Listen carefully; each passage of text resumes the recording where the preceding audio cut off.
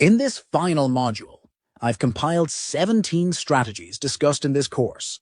Consider it a helpful reference for those moments when you feel your focus slipping. Let's start. A. Define what you want. Achieving clarity about your desires is crucial as it helps you set the right priorities and focus your efforts effectively. Recognize your strengths. Dedicate time to identify what you excel at and enjoy. Discover your passion. Explore and pinpoint what truly excites you. Articulate your core values. List your fundamental values and commit to living by them daily.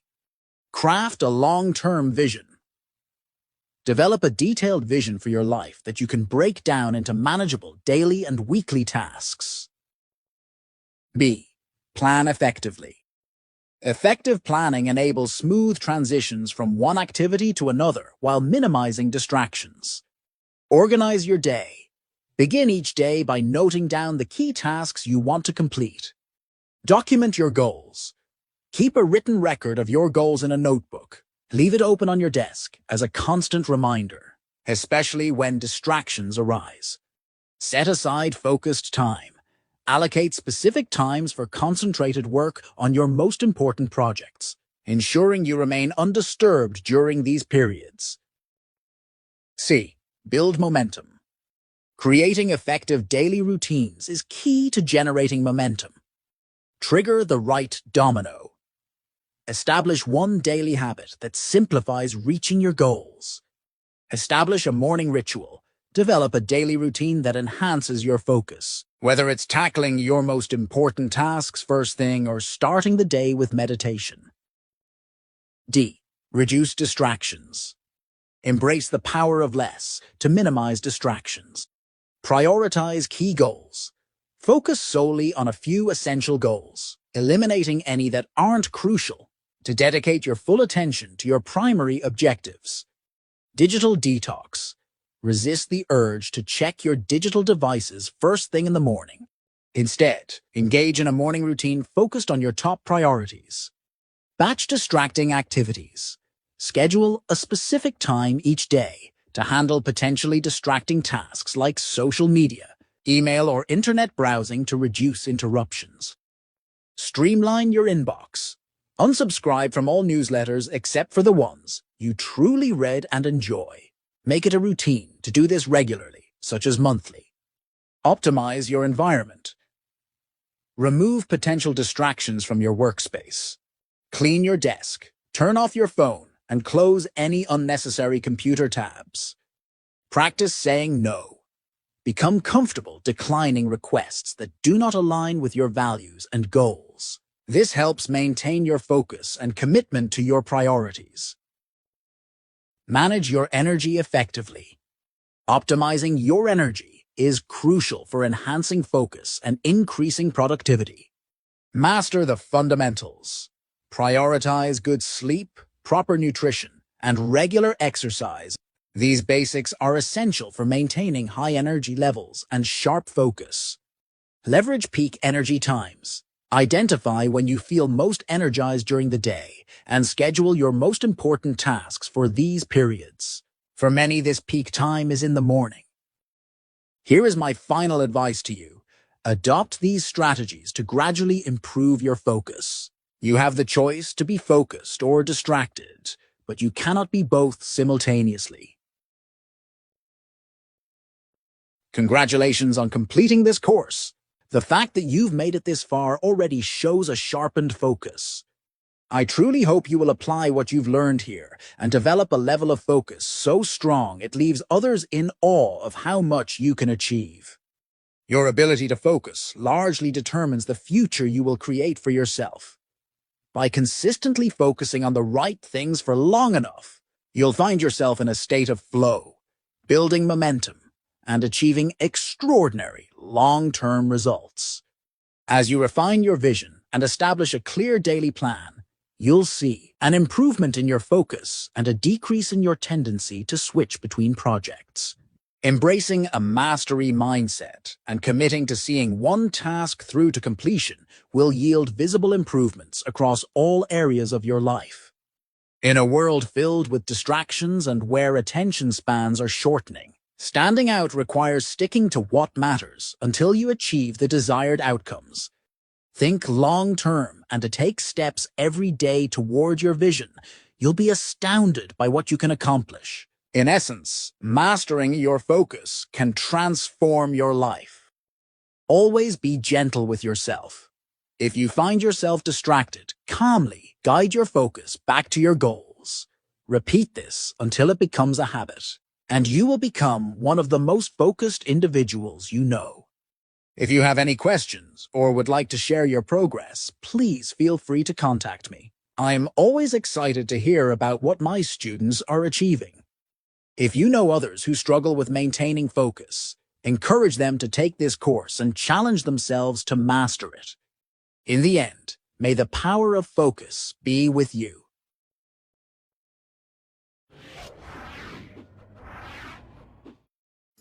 We all start at some point or another during our working day to watch notifications on Facebook, to chat with friends, to admire the colors of the houses in the window while we are working on an important project or while writing an important email. Have you ever wondered what would be your results if you would focus and concentrate your thoughts?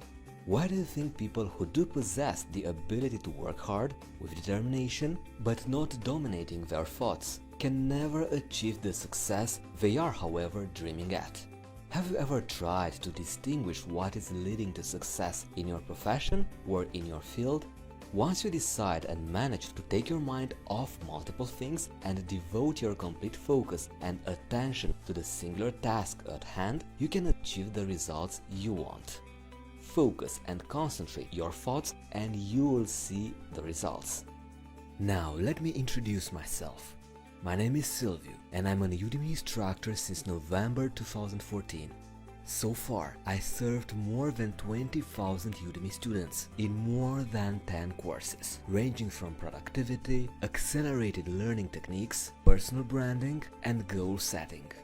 The purpose of this course is to help you to increase your focus ability in just 30 days. You will learn how to study efficiently, do more work, get results, and concentrate your thoughts. I divided this course in 9 parts. The first part, how to increase your focus. The second lesson, tips for developing concentration. The third chapter, techniques for developing an effective learning. The fourth chapter, how to improve your learning capacity. The fifth chapter, concentration exercising for boosting and sharpening your focus. The sixth chapter, how to train your brain to get into that state of focus. Chapter number 7, how stress and anxiety affect your focus.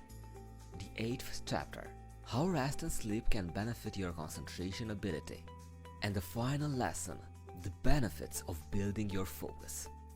When your goal is to cultivate and develop the ability to align your thoughts and devote complete focus and concentration on the task at hand, you can realize anything you want.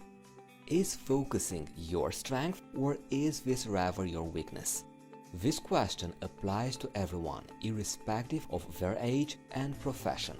As to excel in any area of your life, you need to have very well developed the 2 traits of focus and concentration. Once you have them, add determination and ability to work hard for the objective you are aspiring at.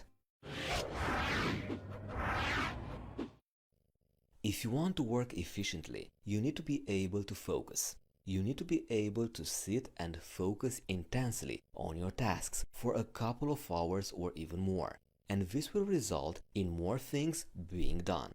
Here are some tips to help you get yourself into a state of focus.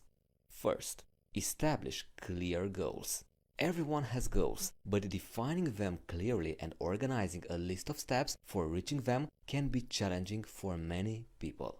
You need to be clear on what is expected so that you can focus.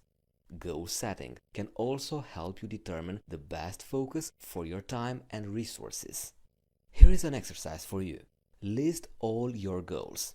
Now go through your list and rank each goal with a number in priority order, beginning with 1 as the most important goal. For each one, clearly identify the path you will take to get working on it. Plan the future steps in a logical manner. That way, you will not find yourself losing concentration as you try to work out what needs to be done. Work with deadlines. Deadlines can be very useful when you are trying to concentrate. When you have deadlines, you let aside things that are not essential and you focus on what is important to you. Take one important task and split it into concrete deadlines. Get rid of any unnecessary work. Use deadlines wisely. Setting deadlines for every task will only stress you, and that will cause your focus to shift off. Next tip. Prioritize and ask yourself at every moment, is this necessary? A lot of what we say and do is not essential, neither needed. If you can eliminate it, you will have more time, you will take care of your important goals, important tasks. You will have more time for you and for what is truly important. This will bring you more peace and more happiness. Having a very limited amount of time available, it is critical that we do the tasks that help us to accomplish our goal. However, it is also important for us to choose wisely. Whatever might be your profession, at one point you will end up with a lot of stuff on your plate. The next problem arising is that you'll become overwhelmed with the many tasks that need to be done. To avoid this, think logically about how you want to spend your time. Assess correctly how important a task really is. Important tasks are those that relate to your interests and larger life goals. If you have projects competing for your time, think about which are important to you. You may want to define a categorized list of things to do. Once you have your to-do list, list each item in order of descending importance under one of the following categories: urgent and significant, important but not urgent, urgent but not important but pressing. When deciding what to do, start with the urgent and important tasks first. Beyond identifying a few essential tasks, choose a single main focus. The next step, push your limits. Whether they are doubts, physical abilities, mental blocks, fears, your limits represent a massive barrier to getting what you want. Unfortunately, most people can't work past their limits and give up. When you feel that you cannot sustain your level of concentration, convince yourself to give in 5 more minutes. Force yourself to concentrate more, to do more. Each time when you might be tempted to abandon, push yourself for additional time to focus. Each time counts a lot. Remember, each of us possess the ability to push the mind and enhance a better focus. The next and final tip to get yourself into a state of focus. Manage distractions. When working on something important, you should invest your full attention to that important project. Every time you stop what you are doing to pick up a phone or answer an email, it is the time that you lose, as you will have to refocus. Why would you like to lose your own time? It never comes back. Allow yourself to concentrate by limiting the availability and achieving what is truly important to you. A manner to prioritize tasks and manage your time is to know what can be done by others. Doing something needlessly, even if you do it well, is not productive. Respond to emails and phone calls in one block of time. Do not forget that you don't need to deal with all of them every time they ping to life. It can take around 15 to 25 minutes for you to get into a real state of concentration. If you are being distracted every few minutes by an email coming in, then you cannot possibly get yourself into that state of desired focus. Stick to answering your emails only at specific chunks of time. Alright, so those were the tips to help you get yourself into a state of desired focus. First, establish clear goals. Second, prioritize and ask yourself at every moment, is this necessary? Third tip, push your limits. And the final tip, manage distractions. Alright, thank you very much for being with us, and see you in the next lesson, the best strategies for developing your concentration. Thank you very much, and see you there.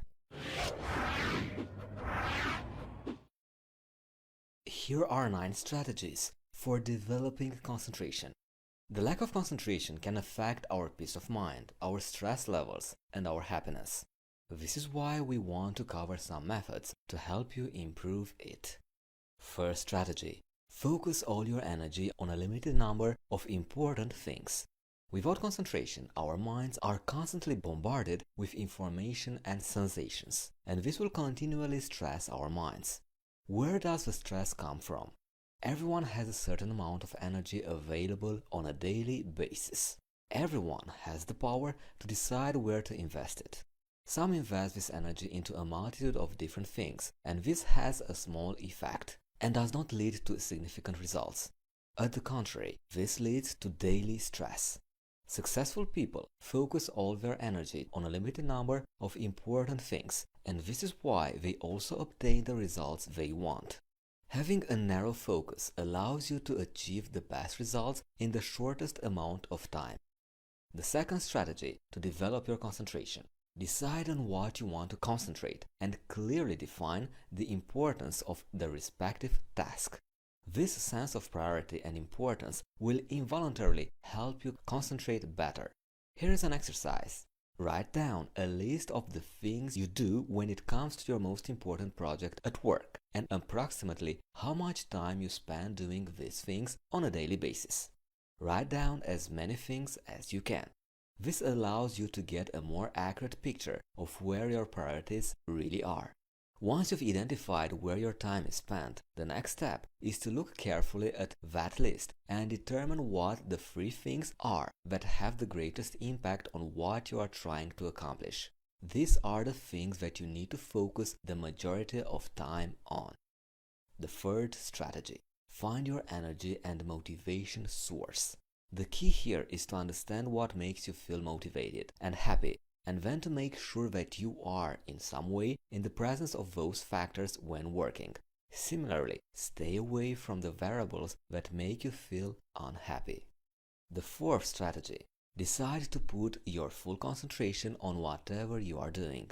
Don't let anything distract you. It helps you to be in a quiet place, but you can learn to block out the noise if necessary. The fifth strategy: relate recently acquired information to what you already know. New information is much easier to remember if it can be integrated into what you know already. Integrated, you are also structuring the information. The sixth strategy to develop your concentration: use meditation. Meditate. Meditation can be a very powerful concentration enhancement technique. Learn a few meditation techniques and make sure that you practice them daily for at least half an hour. And when you do meditation, watch the breathing. Just observe the way you are breathing. This helps you to focus as well. What helped me a lot was this application, Headspace. You can find it on Google Play or Apple Store. And believe me, it works if you need special guidance at first if you are a beginner. The seventh strategy: never panic. Concentration is the result of a calm mind. When you stay calm, your creative energy flows through you. At the contrary, when you panic, you are no longer focused on the job at hand. You need calm, focused energy so that you can achieve a deep concentration. Eighth strategy: take breaks. Take a walk, breathe deeply. Make yourself do this often, and you will be able to return to your task recharged. You should take a break at regular intervals so you can be able to focus more creatively and be more productive. Medical research has proved it beyond doubt that the attention span of an average person does not exceed an hour and a half at a stretch. And the last strategy to develop your concentration: track your progress. Always detail what tasks you had on your list, what tasks you completed, and when you completed them. This is an effective way to look for patterns in your work habit to maintain and develop your concentration. So those were the 9 strategies to develop concentration. First, focus all your energy on a limited number of important things. Next, decide on what you want to concentrate and clearly define the importance of the respective task. Third, find your energy and motivation source. Fourth, decide to put your full concentration on whatever you are doing. Fifth, relate recently acquired information to what you already know. Sixth, use meditation. Seventh, never panic. Eighth, take breaks.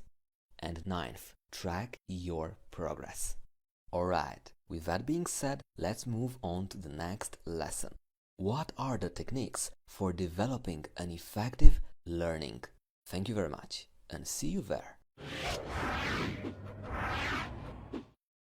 Have you wondered which techniques have the best or the lowest utility for improving your learning? Which was your last attempt to implement studying strategies that can maximize your learning capacity? Once you become constant in using those techniques that bring consistent gains in your learning performance, you will also notice an increased performance in many different areas. Here are 8 techniques for developing an effective learning. The first technique: set and organize your learning goals. You should take the initiative in setting your learning goals so you can build and maintain your motivation for learning, but as well to improve your knowledge. Take ownership and responsibility, as this will inspire you and will make you become more determined and committed to achieving your learning goals. Why? Because you were the one who set them, and they were not imposed by somebody else. When you know what you want to achieve, you can set your direction and you become more perseverant in taking the necessary actions that bring you each day closest to your goal. Once you have your learning goal in place, make sure to build your detailed strategy for achieving your learning goal. Focus on the small steps that you need to take to attain your learning goal. While you are completing one small goal after another, you become more motivated and inspired to continue with the next steps and to reach your final goal. In case you find yourself always failing to achieve the goals that you have set for yourself, you may want to reduce the difficulty of the goals. On the other hand, if you are not challenged enough by your goals, make sure you add more complexity to them. An effective way to stay motivated to your goals is to set valuable and meaningful goals. Once you link the topics that you want to learn about to your values and beliefs and your life in general, you create this meaningfulness for your learning objectives. The second strategy to develop an effective learning: explain to yourself. Have you noticed that the longer time you spend trying to remember the answer, the more likely you will be to forget the answer again in the future? Why? Because many times we do not explain to ourselves while reading or learning. We just postpone the explanation part to a later date. Postponing the answer just makes it harder to remember what you learned. Try to understand things explained for yourself immediately after a reading session. This way, you would be able to comprehend and learn the topic in a faster manner. These techniques also help you to discover and address the points where you were not clear enough. Taking notes is one of the greatest ways of explaining for yourself. By taking notes, you summarize in your words so you can easily remember the ideas and critical information. By summarizing, you also check your understanding. You can also remember quicker when you check your notes. The third technique: visualization. Do you ever find yourself having trouble with remembering something? Try visualizing the whole process inside your head as you read it. The respective image will remain in your mind longer than you can imagine. This will also improve your memory power. When you visualize your desired outcome, you become more motivated and inspired, and therefore you start believing in the possibility of achieving it. Visualization improves coordination and concentration, and it also reduces fear and anxiety. Neurons in our brains interpret imagery as equivalent to a concrete action. When we visualize something, the brain generates an impulse that tells our neurons to perform the movement. This creates new clusters of cells in our brain that work together to create memories or learned behaviors. This is why we act in a way consistent to what we imagined. Visualization is a well-developed method of performance improvement that many successful people are using, irrespective of their fields. Here is a short exercise. Create a detailed schema of what you desire and then visualize it over and over again. Use all your senses. What do you see? What do you feel? What do you hear? What does it smell like? The fourth technique for developing an effective learning: quizzes. Quizzes can show where your strengths and weaknesses are, so it allows you to focus correctly your efforts. Before the exams, make sure you create and share a bunch of different quizzes with your colleagues. The fifth strategy: continuous learning and practicing. An effective way to become a more efficient learner is to keep simply learning. So if you are learning a new language, it is important to keep practicing the language to maintain the gains you have achieved. Certain pathways in the brain are kept while others are eliminated. If you want the new information you just learned to be remembered a long time and to remain there, keep practicing. The sixth strategy: associate learning with your daily life. Identify practical ways you can use the information you are learning. Find situations from your daily life that are similar to the topics you are studying. Connect what you are learning with the reality. The seventh strategy: brainstorming. This study technique is ideal for studying with classmates. Brainstorming is an excellent way to develop every possible idea. Remember this: there are no wrong answers when brainstorming. Just talk and capture the ideas. You can review them afterwards. And the last technique for developing an effective learning: learn in multiple ways. In addition to an auditory learning, start describing what you learned to a friend, visualizing, taking notes, drawing a mind map, etc. Focus on more than one single technique for learning. By learning in more than one way, you are ensuring the proper implementation of the knowledge in your mind. As well, you are also creating a fertile ground to develop the existing knowledge and gain a new one. Alright, so those were the 8 techniques for developing an effective learning. Set and organize your learning goals. Explain to yourself. Visualize. Use quizzes. Be a continuous learner and put it into practice as much as you can. Associate learning with your daily life. Brainstorm and learn in multiple ways. Thank you very much. In the next lesson, we are going to discuss how to improve your learning capacity. Thank you very much and see you there. Is your goal to become a more effective and efficient learner? Do you want to get the most educational value out of the time you have available? Here are some tips that, if implemented in your daily practice, they can help you get more out of your study time. The first tip on how to improve your learning capacity: improve your memory. Students need to be able to accurately remember the information they learn, recall it at a later time, and utilize it effectively in a variety of situations. We all know that there are two kinds of memory: short and long-term memory. We use our short-term memory to hold pieces of information that we might need straight away, like a name. Long-term memory is to hold information that we don't need to know right away. When you study for exams, that's where the information goes, into your long-term memory. So, how do you improve your memory? First, create daily to-do lists can ensure that you don't forget important learning tasks that need to be completed, and teach what you have learned to another person. The best way to learn something is to teach it to someone else. Share your newly learned skills and knowledge with others. Reformulate the information into your own words. Then identify ways to share what you have learned. By example, participate in a group discussion. The next tip to improve your memory: stop multitasking. Multitasking can make learning less effective because you lose significant amount of time when switching between multiple tasks. By switching from one activity to another, you will learn more slowly, become less efficient, and make more errors. You can avoid multitasking by focusing your attention on the task at hand and continue working for a predetermined amount of time. The second tip to improve your learning: use your senses, all of them, when you need to encode information into your memory.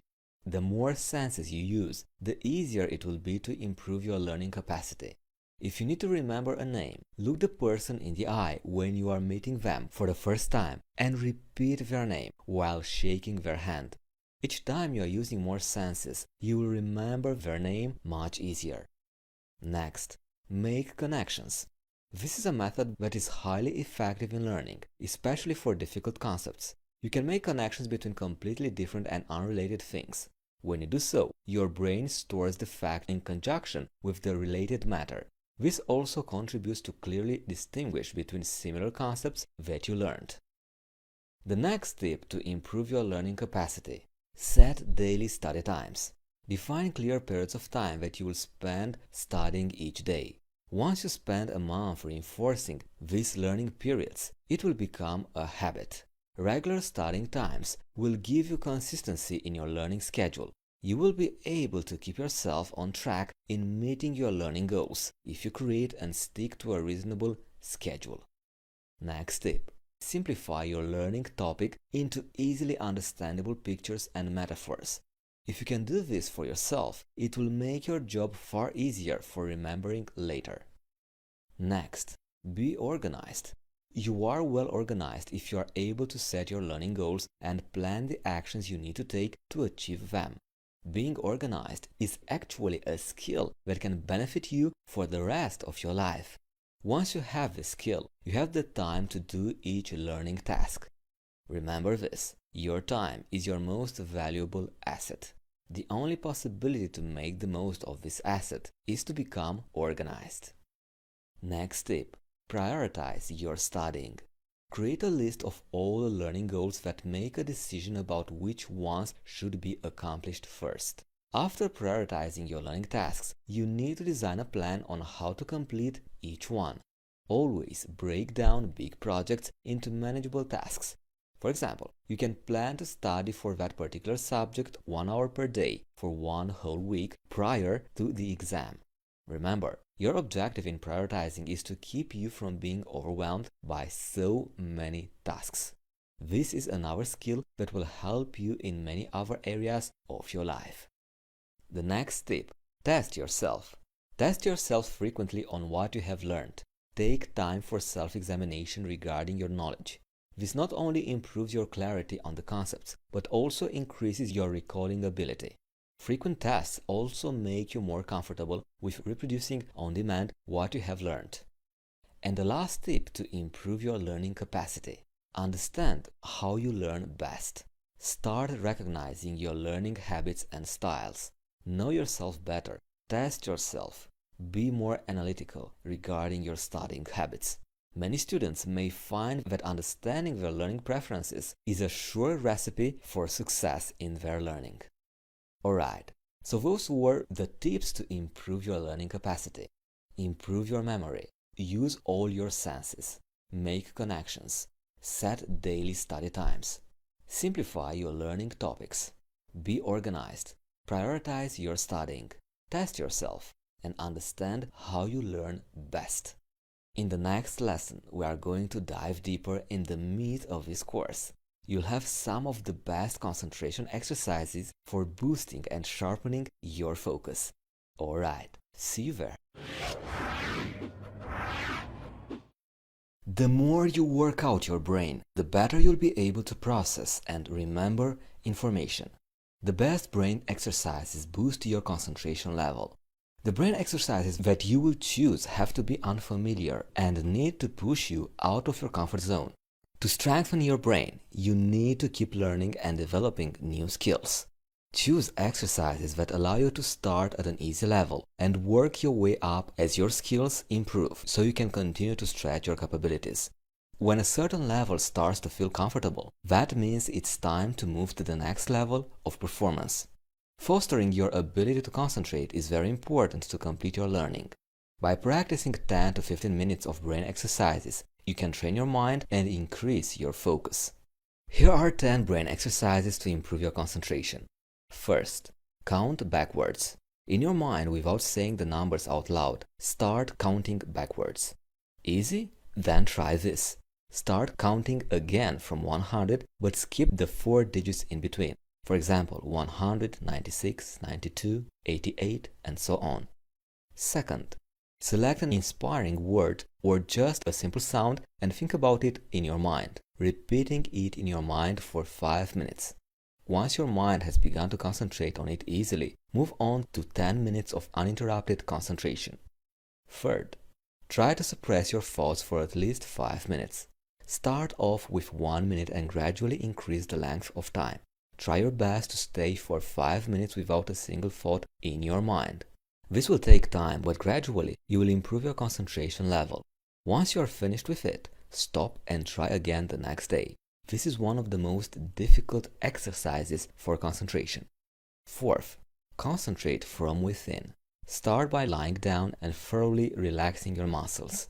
Now concentrate on your heartbeat without paying attention to anything else. Think about your heart and how it is pumping blood to every part of the body.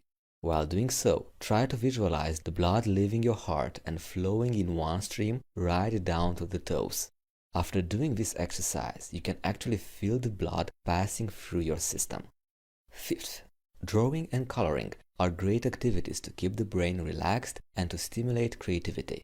It also improves the concentration levels. As is it a task that involves complete focus while going about it, coloring improves an individual's powers of concentration. It keeps the mind engaged on one single activity at hand. You may use coloring pages to aid you in developing this essential skill of concentration. Sixth, concentrating on sleep. Put a glass of clear water on a table in your sleeping room. Sit in a chair beside the table and gaze into the glass of water and think how calm it is. Then, picture yourself getting into that state of calm. In a short time, you will find the nerves becoming quiet and you will be able to go to sleep. The most persistent insomnia has been overcome by one thinking of himself as some inanimate object, for instance, a hollow log in the depths of the cool, quiet forest. Seventh, belly breathing. Inefficient breathing patterns may suppress your concentration by limiting the oxygen in your brain. Belly breathing exercises may improve your concentration and focus by correcting your breathing, which may improve your learning. Place one hand on your stomach. Inhale slowly through your nose and into your abdomen to make your stomach expand for about 3 seconds. Exhale for another 3 seconds by slowly pushing your breath out with your abdominal muscles. Eighth, the chair exercise. Pick a straight back, comfortable chair and sit. Make sure that while sitting you are not moving any muscle. Your body shouldn't move a millimeter except your chest and nostrils for breathing. This may sound effortless to you, but it is actually a tough one. You may not be able to do it for more than 5 minutes at a stretch, but practice hard and fix a target of 15 minutes. It is a kind of compound exercise because if done properly, it can relax your complete body.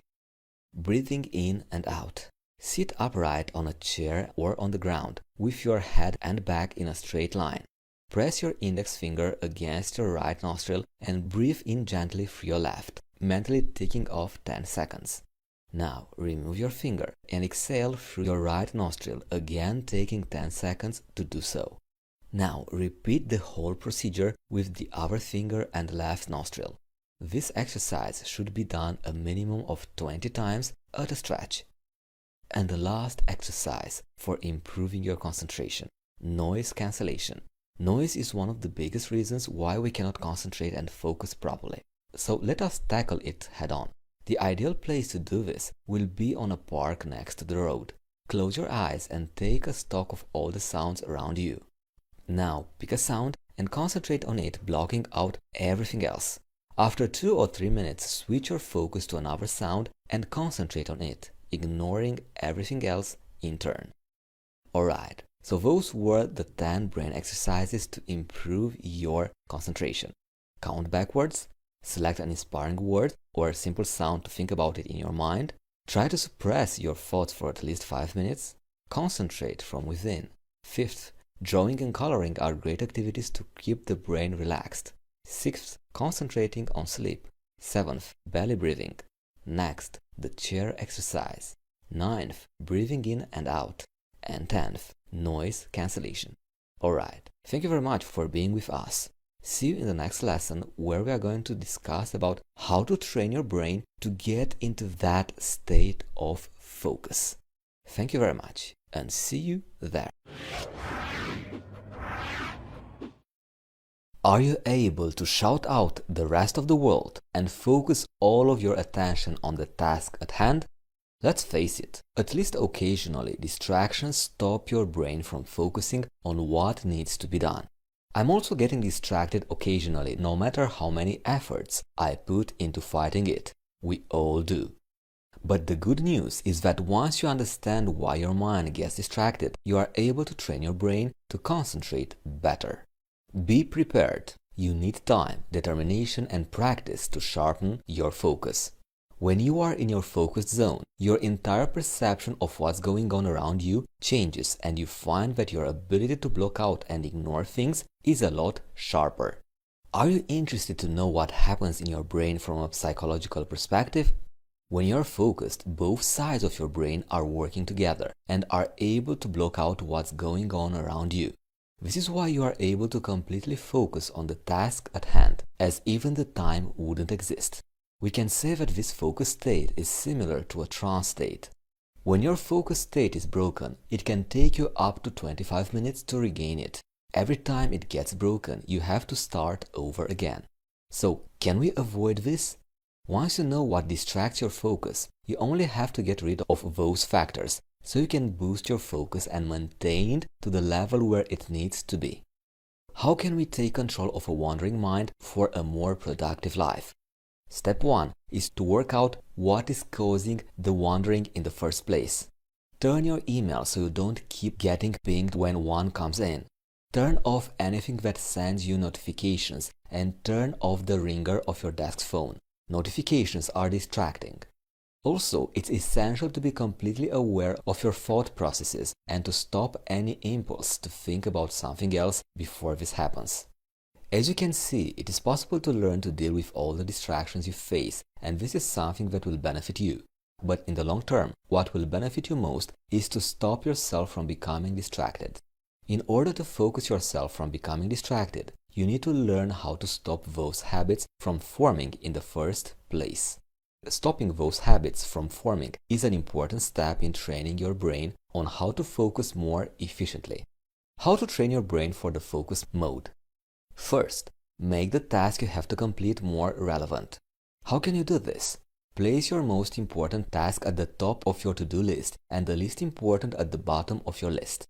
Define as well a short deadline. By doing this, you actually place all your focus on the task at the top of your list, which helps you focus better and give more importance on that particular task. Once completing it by the deadline, offer yourself a reward. Second, when multitasking, you lose the ability to focus as distraction becomes a habit. You basically train your brain to not be focused.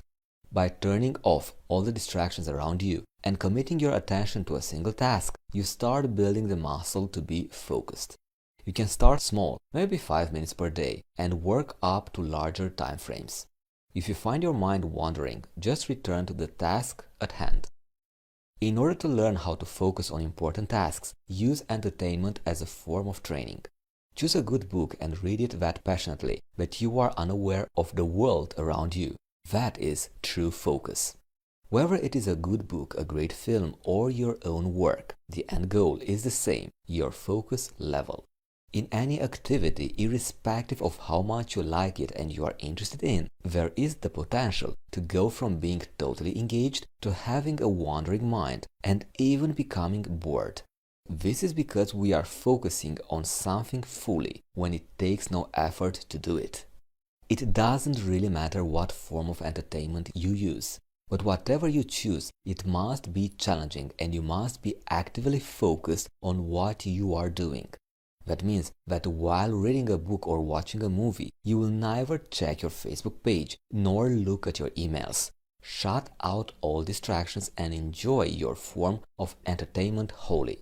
Your choice to do this will get you into the state of focus, will teach you how to ignore distractions and how to transfer that to all that you do when you need to. Understanding how your brain focuses is the key to learning how to train it to focus and set aside those distractions. Comparing with other components, the right level of challenge and caring about your work, focus is something you can control. A well-developed skill of paying attention to what we choose leads to stronger concentration. So in the end, My advice is to rewatch this lesson as it is highly important. You need to understand how to train your brain to get into that state of focus. It's not just about willpower.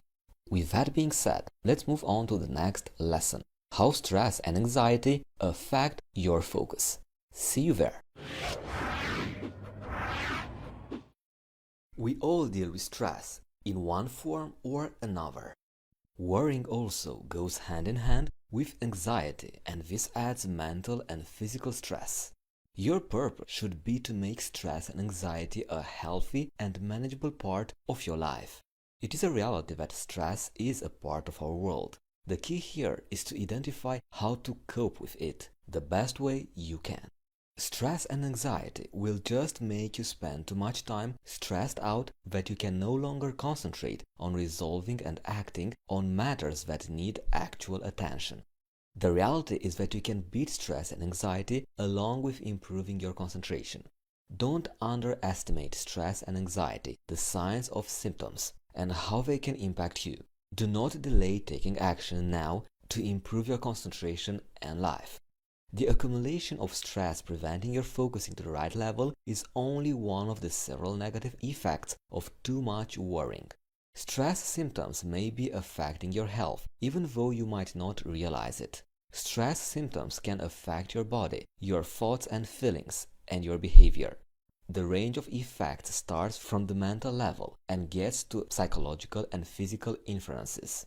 Remember this: you don't have to endure stress or anxiety. The first step is to be able to recognize common stress symptoms that can give you a jump on managing them. In many cases, your concentration can return by simply adding a few easy concentration exercises. You can always return life back to a state of normal, and even much easier than you thought, if you are aware of stress implications and you decide to not allow stress to take control. Let's face it, it's not easy to properly concentrate nowadays when there are so many things to be concerned about. In order to achieve and keep your concentration state, you have to eliminate unnecessary and imaginary worries that bring about stress. Once unsubstantial stress is eliminated, you can begin to work up the tangible issues that need to be sorted out in order to further decrease the level of your stress. If the reason of your worries can be fixed, then you have no reason to worry. If it can't be fixed, then again, you have no reason to worry, as anyway, it cannot be fixed. Ironically, stress does improve concentration for a very short period of time. This is due to the body releasing chemicals into the brain to help it focus and pushing adrenaline into the bloodstream. So, stress in a minimal amount can be a good thing for a very short time. Short-term stress really does help your concentration at first, which is very useful when you have last-minute reports or assignments. But as time passes, the more stress you are undergoing, the more you need to concentrate in order to relieve the causes of stress. This means that your brain is fighting against itself when you need to get work done. So, stress and worrying may get in the way of focus if we speak about short-term stress. On a long-term period, we can do better without it. So, how can we eliminate stress from our mind? There must be a conscious effort to keep away worries that are unsubstantial and only keep those that are realistic and need actual attention. As an exercise, take a pen and list all your reasons to be stressed about and all your worries. Now analyze those worries and see if they are worth your attention or not. Tackle those that deserve your focus. Remember, those negative thoughts are simply going to minimize your ability to concentrate. There are many ways to deal with stress, and one of the best ways is to simply walk away from the task for a few moments to calm down and collect your thoughts. Stepping away from it may allow you to return to the task with a new perspective and renewed energy. Another method is to deeply concentrate on each breath, and especially on the breath leaving as you exhale. Focus your attention on your breathing until you are paying attention to nothing else. Then once you are done, you should feel much more relaxed and able to concentrate. If you do not feel better, repeat the exercise until your mind is clear and ready to focus again. The key to managing stress and worries is to assess whether the fear and worry that you are feeling is rational or irrational. Once you have set aside your irrational worries, you can begin to evaluate the necessary actions to resolve those that are rational. Only tackling those worries that merit your time will bring you at the point of achieving excellent focus. Alright, that was our lesson, how stress and anxiety affect your focus. In the next lesson, we are going to discuss about how rest and sleep can benefit your concentration ability. Thank you very much and see you there.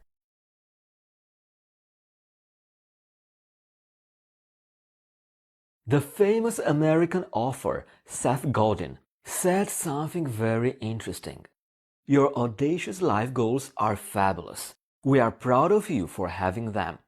But it's possible that those goals are designed to distract you from the thing that's really frightening you.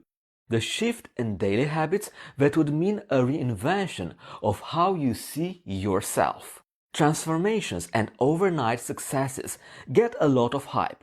For good reason, who want to be more successful in less time. But here is the problem. When you hear about a dramatic transformation, like someone losing 100 pounds for example, or an incredible success story, like someone building $1 million business in 1 year, the only thing you know is the event that people are talking about. You don't hear anything about the process that came before it or about the habits that led to the eventual result. It's easy to let these incredible stories trick you into doing too much too soon. I know I've done it. When you get motivated and inspired to take your life to the next level, it's so easy to get obsessed with the result.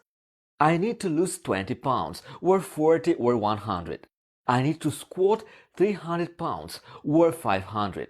I need to meditate 3 days per week or 7.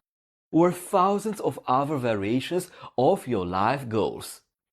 It's natural to think that we need the result, the transformation, the overnight success. But that's not what you need. You need better habits.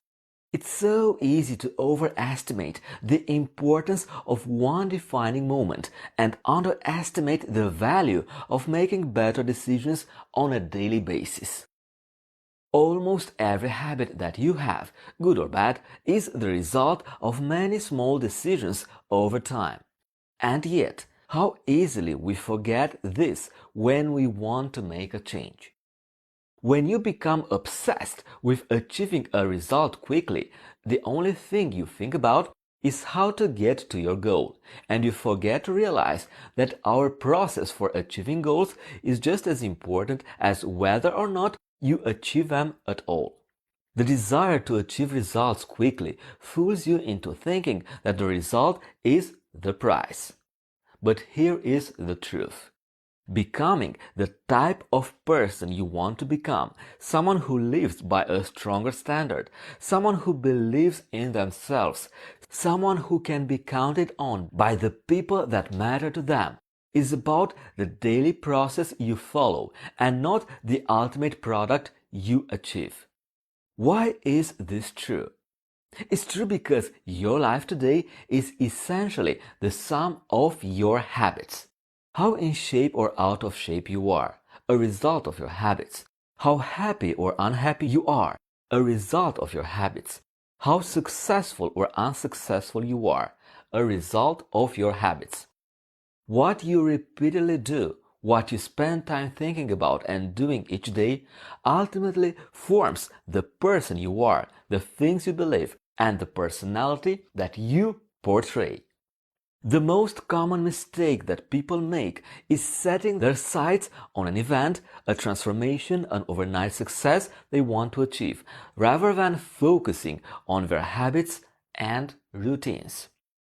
I've been guilty of this just like everyone else. And even today, I'm still learning how to master my habits just like you. But over time, I've discovered a helpful blend of academic research and real-world experiences that have allowed me to make progress in many areas of life. In the next lesson, I want to share that progress with you so that you can avoid chasing another overnight success and actually stick to your goals for the long term. So, let's start.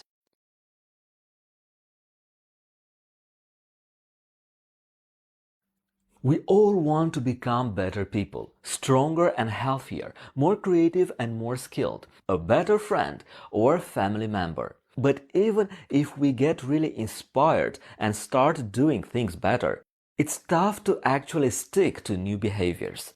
It's more likely that this time next year you'll be doing the same thing than performing a new habit with ease.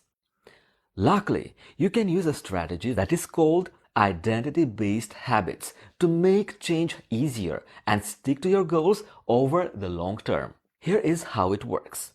I have a friend who is great at remembering people's names. Recently, he told me a story that happened when he was in high school. He went to a large high school and it was the first day of class. Many of the students had never met before that day. The teacher went around the room and asked each person to introduce themselves. At the end, the teacher asked if anyone could remember everyone's name. My friend raised his hand and proceeded to go around the room and accurately name all 30 or so people. The rest of the room was stunned. The guy next to him looked over and said, "I couldn't even remember your name." He said that moment was an affirming experience for him. After that happened, he felt like, I'm the type of person who is good at remembering people's names. Even today, he is great at remembering the names of anyone he came across. Here's what I learned from that story. In order to believe in a new identity, we have to prove it to ourselves. The key to building lasting habits is focusing on creating a new identity first. Your current behaviors are simply a reflection of your current identity. What you do now is a mirror image of the type of person you believe that you are, either consciously or subconsciously. The reason why it is so hard to stick to new habits is that we often try to achieve a performance or appearance-based goal without changing our identity. Most of the time, we try to achieve results before proving to ourselves that we have the identity of the type of person we want to become. It should be the other way around. Changing your beliefs isn't nearly as hard as you think. There are only 2 steps. First, decide the type of person you want to be. And second, prove it to yourself with small wins. First example, you want to lose weight. Your identity. Become the type of person who moves more every day. Small win. Buy a pedometer. Walk 50 steps when you get home from work. Tomorrow, walk 100 steps. The day after that, 150 steps. If you do this 5 days per week and add 50 steps each day, then by the end of the year, you'll be walking over 10,000 steps per day. The second example, want to become a better writer. Identity, become the type of person who writes 1,000 words every day. Small win, write 1 paragraph each day this week. The third example, want to become strong. Identity, become the type of person who never misses a workout. Small win, do push-ups every Monday, Wednesday and Friday. The fourth example, want to be a better friend. Identity, become the type of person who always stays in touch. Small win, call 1 friend every Saturday. If you repeat the same people every 3 months, you'll stay close with 12 old friends throughout the year. The fifth example, want to be taken seriously at work. Identity, become the type of person who is always on time. Small win, schedule meetings with an additional 15-minute gap between them so that you can go from meeting to meeting and always show up early. Now, what is your identity? In my experience, when you want to become better at something, proving your identity to yourself is far more important than getting amazing results. This is especially true at first. If you want to get motivated and inspired, then feel free to watch a YouTube video or listen to your favorite song. But don't be surprised if you burn out after a week. You can't rely on being motivated to make lasting changes in your life. You have to become the type of person you want to be, and that starts with proving your new identity to yourself. In the end, if you are looking to make a new change, then I say stop worrying about results and start worrying about your identity. Become the type of person who can achieve the things you want to achieve. Build the habit now. The results can come later. If you are serious about doing things better than you are now, in other words, if you are serious about sticking to good habits, then you have to start small. Imagine the typical habits, good or bad: brushing your teeth, putting your seatbelt on, biting your nails. These actions are small enough that you don't even think about them. You simply do them automatically. Then they are tiny actions that become consistent patterns. Wouldn't it make sense that if we wanted to form new habits, the best way to start would be to make tiny changes that our brain could quickly learn and automatically repeat? What if you started thinking of your life goals not as big, audacious things that you can achieve only when the time is right, but instead as tiny daily behaviors that are repeated until success becomes inevitable?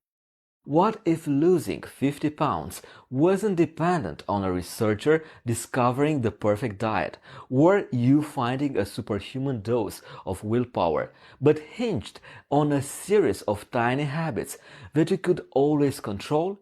Too often we get obsessed with making life-changing transformations. I believe you would make more progress by focusing on lifestyle behaviors. Losing 50 pounds would be life-changing. Drinking 8 glasses of water per day is a new type of lifestyle. Publishing your first book would be life-changing. Emailing a new book agent each day is a new type of lifestyle. Earning an extra $20,000 each year would be life-changing. Working an extra 5 hours per week as a freelancer is a new type of lifestyle. Do you see the difference? The typical approach is to dive into the deep end as soon as you get a dose of motivation, only to fail quickly and wish you had more willpower as your new habit drowns. The new approach is to wade into the shallow water, slowly going deeper until you reach the point where you can swim whether you are motivated or not. Daily habits, tiny routines that are repeatable, are what make big dreams a reality. Dream big, but start small.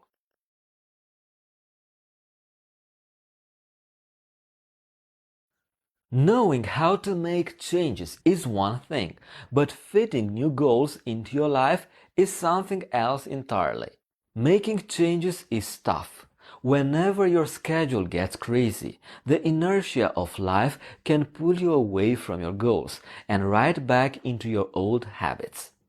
How can you overcome this tendency to fall off course and make time for new goals in your schedule? Using the strategies already mentioned in this module will help keep you on track. But those strategies aren't the only tools at your disposal. In this lesson, I'll share another way to stick to good habits that doesn't require incredible doses of willpower or remarkable motivation. I will also share 2 examples of how I've used this strategy successfully in my own life. If you are anything like the typical human, then you have dreams and goals in your life. In fact, there are probably many things, large and small, that you would like to accomplish. That is great, but there is one common mistake we often make when it comes to setting goals. The problem is, we set a deadline, but not a schedule. We focus on the end goal that we want to achieve and the deadline we want to do it by. We say things like, I want to lose 20 pounds by the summer, or I want to add 60 pounds to my bench press in the next 12 weeks. The problem with this strategy is that if we don't achieve the arbitrary timeline that we set in the beginning, then we feel like a failure, even if we are better off than we were at the start. The end result is that we often give up if we don't reach our goal by the initial deadline. Here is the good news. There is a better way, and it's simple. In my experience, a better way to approach your goals and build good habits is to set a schedule to operate by rather than a deadline to perform by. Instead of giving yourself a deadline to accomplish a particular goal by and then feeling like a failure if you don't achieve it, you should choose a goal that is important to you and then set a schedule to work towards it consistently. That might not sound like a big shift, but it is. Most of the time, I try to be a practitioner of my ideas and not just someone who shares their opinion. So allow me to explain this strategy by using two real examples. First example, writing. I publish a new blog article every Tuesday and Friday. So far, I've been successful at delivering 2 articles per week every week. Sometimes the article is shorter than expected, sometimes is not as compelling as I hoped, and sometimes is not as useful as it could be. But it gets out to the world nonetheless. Of course, I didn't always operate on this Tuesday-Friday schedule. In fact, I came up with reasons for actively avoiding a schedule. I told myself I do my best writing when I'm inspired, so I'll just wait until I get the urge to write. I assumed that if I wasn't doing my best work, then I shouldn't be doing it at all. The problem with this strategy is that my output was erratic at best. It took me a while to realize it, but it's not about always doing your best work. It's about doing the best you can on a consistent basis. Once I stopped focusing on results and simply held myself to a consistent schedule, my work and my output improved. In the first 6 months after I started writing 2 times per week, I wrote more in quantity and better in quality than in the previous 2 years. It doesn't matter what you are doing. If you work only when you feel motivated, then you will never be consistent enough to make significant impact on your life. The second example, exercise. In July 2017, I decided that I wanted to do 100 push-ups in a row with strict form. When I tried it the first time, I only got 36. In the past, I might have set a deadline for myself such as do 100 push-ups by December 31st. This time, however, I decided to set a schedule for my workouts. I started doing push-up workouts every Monday, Wednesday, and Friday. There was no total push-up goal for any single workout. The goal is simply to do the workout. Of course, I'm still on my way to 100 consecutive push-ups. My current best is 67 in a row. But in the next 9 months that have followed since I began, I have kept my Monday, Wednesday, and Friday schedule and completed over 100 push-up workouts. My advice for you is to focus on practice, not the performance. Do you see how the previous 2 examples are different than most goals we set for ourselves? In both cases, writing and exercise, I made consistent progress towards my goals, not by setting a deadline for my performance, but by sticking to a schedule. The focus is on doing the action, not on achieving X goal by a certain date. If you want to be the type of person who accomplishes things on a consistent basis, then give yourself a schedule to follow, not a deadline to race towards.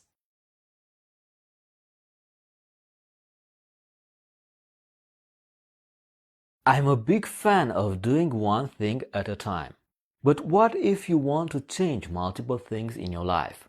What if you want to get better at more than one thing and you want to do it right? Well, I've got good news.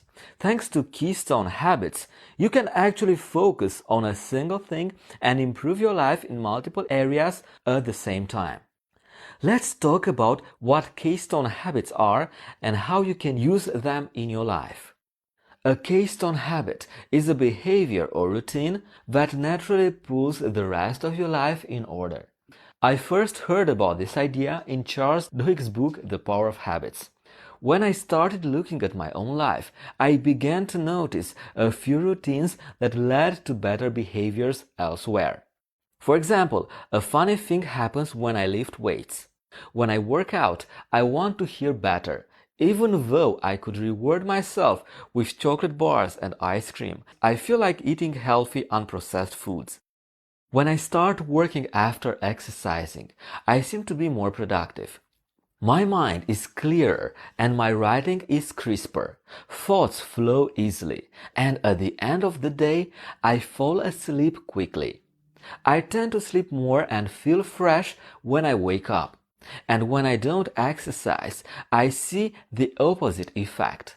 I'm more prone to eating junk food. I stay up later, get distracted more easily, and I waste time on unimportant tasks.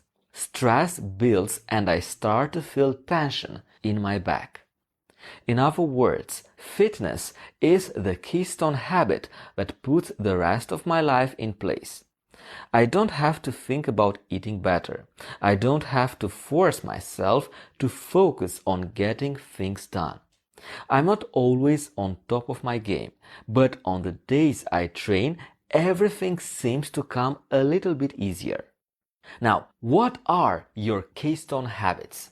Improving your lifestyle and becoming the type of person who has their act together isn't nearly as hard as you might think. In fact, you might need just one keystone habit before the dominoes start falling everywhere. If you have multiple things that you would like to improve, imagine how much easier it would be for you if you discovered one or two keystone habits that naturally put you on the path to success. The good news, you probably already know what these behaviors are for you. What is the one thing that, when you do it, your day seems to go more smoothly? For me, it is working out. For others, it might be a morning run. No matter what your keystone habit is, it is worth your time to focus on it and do more of it. The right habit, when done consistently, can impact your life in many ways.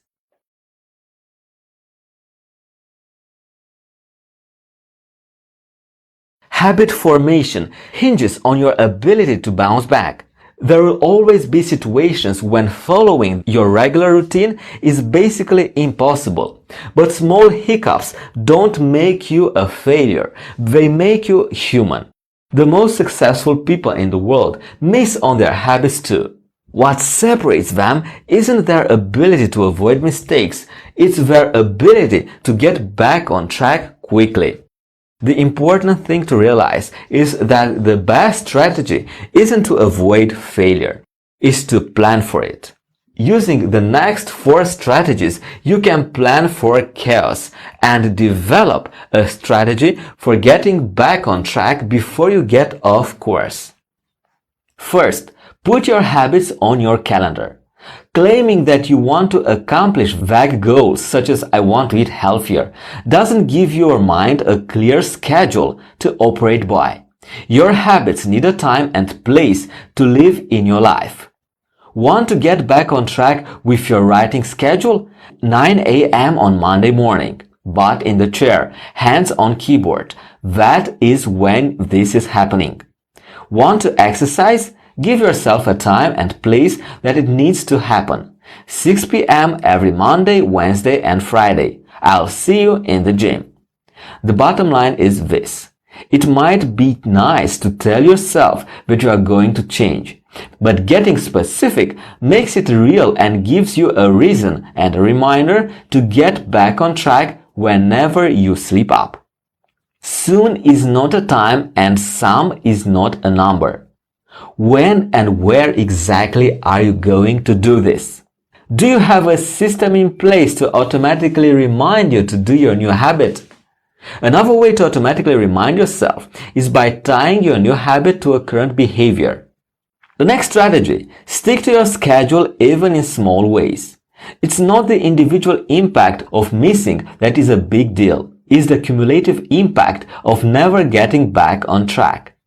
For example, if you miss out one workout, you won't suddenly be out of shape, but missing 3 weeks will make a difference. For that reason, it's critical to stick to your schedule, even if it's only in a very small way. Don't have enough time to do a full workout? Just quote. Don't have enough time to write an article? Write a paragraph. Don't have enough time to go on vacation? Give yourself a mini break and drive to the neighboring town. Find a way to stick to the schedule no matter how small it is. Here is another example. Let's say you woke up today with the intention of running 3 miles this afternoon. During the day your schedule got crazy and time started to get away from you. When you look up at the clock, you only have 20 minutes to work out. At this point you have 2 options. The first option is to say, 20 minutes isn't enough time to change my clothes, put on my running shoes and work out. At this point you'll probably convince yourself that your time is better spent getting caught up on emails or making a phone call you've been putting off, or 1,000 other alternatives. The second option is to reduce the scope but stick to the schedule. You could tell yourself, 20 minutes isn't enough time to get changed and run 3 miles, but it is enough time to put on my shoes and run 5 sprints. On a daily basis, the impact of doing 5 sprints isn't that significant, especially when you had planned to run 3 miles. But the cumulative impact of always staying on schedule is huge. Furthermore, this strategy allows you to prove to yourself that you can get something done even when the situation isn't ideal. It's the cumulative impact of always sticking to your schedule that will carry you to long-term success. That is how little goals become lifetime habits. Next strategy, have someone who expects something of you. I've been on many teams throughout my athletic career. You know what happens when you have friends, teammates and coaches expecting you to be at practice? You show up. The good news is that you don't have to be on a team to make this work. Talk to strangers and make friends in the gym. Simply knowing that a familiar face expects to see you can be enough to get you to show up. And the final strategy, design your environment for success. If you think that you need more motivation or more willpower to stick to your goals, then I have good news. You don't. Most of us acknowledge that the people who surround us influence our behaviors, but the connection between the items that surround us and our behaviors is less obvious. The truth is that the signs you read, the things that are on your desk at work, the pictures hanging on your wall at home are all pieces of your environment that can trigger you to take different actions regardless of how motivated you feel. When I wanted to start flossing consistently, one of the most useful changes I made was taking the floss out of the drawer and keeping it next to my toothbrush on the counter. It sounds like a silly thing to focus on, but the visual cue of seeing the floss every time I brushed my teeth meant that I didn't have to remember to pull it out of the drawer. With this simple environment change, I made it easy to do the new habit and I didn't need more willpower or motivation to do it. In the end, develop a plan for bouncing back. Change can be hard. In the beginning, your healthy habits might take 2 steps forward and 1 step back. Anticipating those backward steps and developing a plan for getting back on track quickly can make all the difference in the world. We've covered a lot of information on how to build good habits. But what about breaking bad ones? Bad habits interrupt your life and prevent you from accomplishing your goals. They jeopardize your health both mentally and physically, and they waste your time and energy. So why do we still do them? And most importantly, is there anything you can do about it? How can you delete your bad behaviors and stick to good ones instead? What causes bad habits?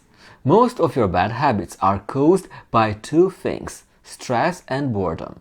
Most of the time, bad habits are simply a way of dealing with stress and boredom. Everything from biting your nails, to overspending on a shopping spree, to drinking every weekend, to wasting time on the internet can be a simple response to stress and boredom. But it doesn't have to be that way. You can teach yourself new and healthy ways to deal with stress and boredom, which you can then substitute in place of your bad habits. Recognizing the causes of your bad habits is crucial to overcoming them. You don't eliminate a bad habit, you replace it. All of the habits that you have right now, good or bad, are in your life for a reason. In some way, these behaviors provide a benefit to you, even if they are bad for you in other ways. Sometimes the benefit is biological, like it is with smoking or drugs.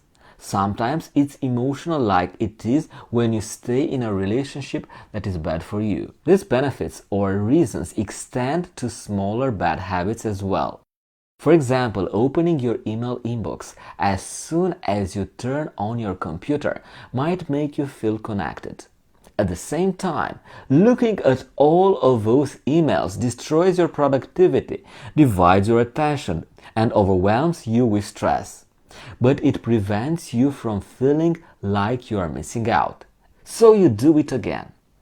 Because bad habits provide some type of benefit in your life, it's very difficult to simply eliminate them.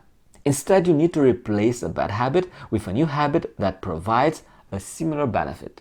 For example, if you smoke when you get stressed, then it's a bad plan to just stop smoking when that happens. Instead, you should come up with a different way to deal with stress and insert that new behavior instead of having a cigarette. Here are some additional ideas for breaking your bad habits and thinking about the process in a new way. Choose a substitute for your bad habit. You need to have a plan ahead of time for how you will respond when you face the stress or boredom that prompts your bad habit. What are you going to do when you get the urge to smoke? What are you going to do when Facebook is calling to you to procrastinate? Whatever it is and whatever you are dealing with, you need to have a plan for what you will do instead of your bad habit. Cut out as many triggers as possible. If you smoke when you drink, then don't go to the bar. If you eat cookies when they are in the house, then throw them all away. If the first thing you do when you sit on the couch is pick up the TV remote, then hide the remote in a closet in a different room. Make it easier on yourself to break bad habit by avoiding the things that cause them. Right now, your environment makes your bad habit easier and good habits harder. Change your environment and you can change the outcome. Join forces with somebody. How often do you try to diet in private? Or maybe you quit smoking, but you kept it to yourself. Instead, pair up with someone and quit together. The two of you can hold each other accountable and celebrate your victories together. Knowing that someone else expects you to be better is a powerful motivator. Visualize yourself succeeding. See yourself throwing away the cigarettes or buying healthy food or waking up early. Whatever the bad habit is that you are looking to break, visualize yourself crushing it, smiling and enjoying your success. You don't need to be someone else. You just need to return to the old you. So often we think that to break our bad habits, we need to become an entirely new person. The truth is that you already have it in you to be someone without your bad habits. In fact, it's very unlikely that you had these bad habits all of your life. You don't need to quit smoking, you just need to return to being a non-smoker. You don't need to transform into a healthy person. You just need to return to being healthy. Even if it was years ago, you have already lived without this bad habit, which means you can most definitely do it again. Use the word "but" to overcome negative self-talk. One thing about battling bad habits is that it's easy to judge yourself for not acting better. Every time you slip up or make a mistake, it's easy to tell yourself how bad you are at it. Whenever that happens, finish the sentence with "but." I'm a failure, but everyone fails sometimes. I'm out of shape, but I could be in shape a few months from now on. Plan for failure. We all slip up every now and then. So rather than beating yourself up over a mistake, plan for it. We all get off track. What separates top performers from everyone else is that they get back on track very quickly. It's easy to get caught up in how you feel about your bad habits. You can make yourself feel guilty or spend your time dreaming about how you wish things were, but these thoughts take you away from what's actually happening. Instead, it's awareness that will show you how to actually make change. When does your bad habit actually happen? How many times do you do it each day? Where are you? Who are you with? What triggers the behavior and causes it to start? Simply tracking these issues will make you more aware of the behavior and give you dozens of ideas for stopping it. Here is a simple way to start. Just track how many times per day your bad habit happens. Put a piece of paper in your pocket and a pen. Each time your bad habit happens, mark it down on your paper. At the end of the day, count up all of the tally marks and calculate your total. In the beginning, your goal isn't to judge yourself or feel guilty about doing something unhealthy or unproductive. The only goal is to be aware of when it happens and how often it happens. Wrap up your head around the problem by being aware of it. Then you can start to implement the ideas in this lesson and break your bad habit. The famous inventor Alexander Graham Bell said, "The only difference between success and failure is the ability to take action." Procrastination is basically the act of delaying or postponing something like a task, behavior, or action. Our procrastination comes in all shapes and sizes, no discrimination. For some, procrastination is a minor nuisance. For others, it's debilitating. Most people believe they procrastinate because they want to do it perfectly. Better perfect or nothing at all. However, studies show procrastination isn't actually linked to perfectionism at all. The first reason why we procrastinate is linked to impulsiveness, which is the tendency to act immediately on urges. Basically, we feel like we are in the wrong mood to complete a task. And second, we assume that our mood will change in the near future. In other words, our mood towards the task and ourselves at the moment determines whether we procrastinate or not. The reason for this is because we have little concern, understanding, or empathy for future us. We are way more focused on how we feel right now. Talk about selfish. So if we don't feel like we are in the right mood to knock out a 10-page report or even book a hotel room for our business trip, we just let future self deal with the consequences. Eventually, the deadline for the task comes up. We panic and scramble to complete the task.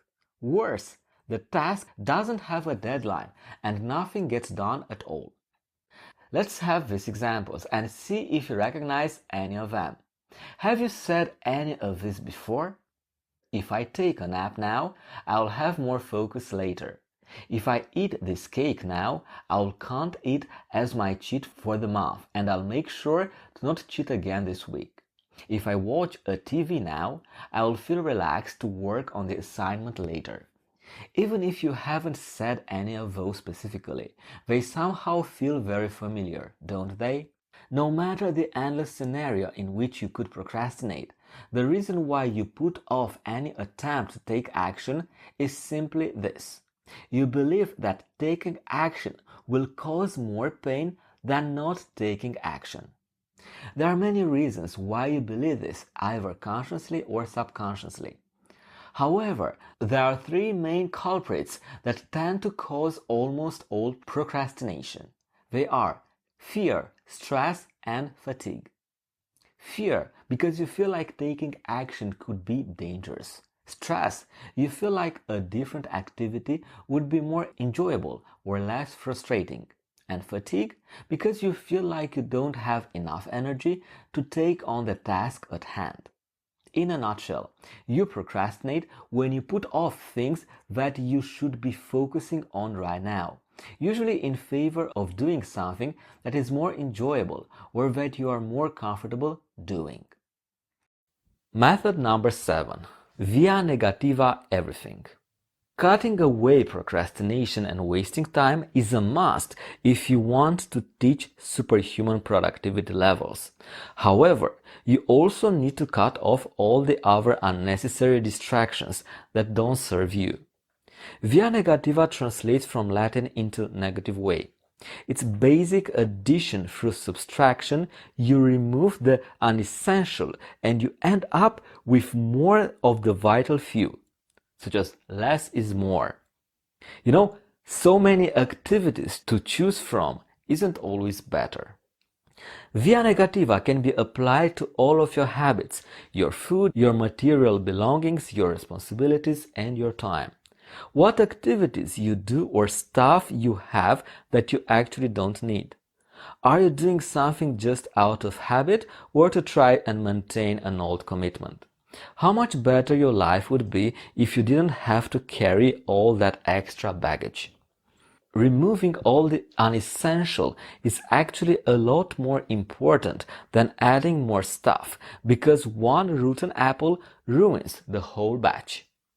Bruce Lee, who obviously was a super productive human, knew what he was talking about when he said, "It's not the daily increase, but the decrease. Hack away at the unessential." Method number 8. Avoid the busy trap. If you really start to via negativa all the things in your life, you'll discover that you actually have a lot of time that you are wasting away. Once you hack them away, you will end up with more time to do deep work, more time to improve yourself, more time to be healthy, and more time to enjoy yourself. Being superhumanly productive isn't about being busy. The two aren't mutually inclusive. You can be very busy and not get anything done at all. You can be very busy at something without reaching the desired outcome. You can be very stressed out and work hard without getting closer to your goals. The busy trap will make you less effective because you'll be more stressed out, you have less focus, and you'll waste time. Saying you are busy is actually a way of saying that you are overwhelmed by your tasks. It's a matter of not being capable of handling the things you have to do and not knowing how to manage your time properly. So, stop being busy. The key is to recognize the areas in your life where you have to be productive and effective. This will already allow you to avoid all the potential busy traps. Then you need to apply the Pareto's principle of the 80-20 rule. What 20 of the activities give me 80% of the results? Which of my activities and habits require a ton of effort, but the outcomes aren't significant at all? Am I making my life much harder than it needs to be by trying to be busy? Avoiding decision fatigue and getting stuck in overthinking is also important for not being so busy. There are many decisions you could make every day, but most of them are useless. That is why following certain routines and habits are so good, because they help you to get more done with less hassle. Being busy and having more stuff to do won't improve the quality of your life, and it won't necessarily move you closer to your goals.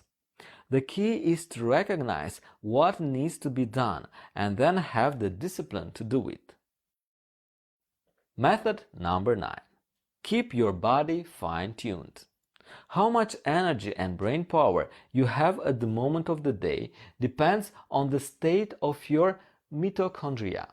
The mitochondria are the power plants of your cells that influence your ability to perform and feel energized. So exercising, eating nutritious foods, getting quality sleep, and exposure to natural sunlight will all boost your powers to get more things done.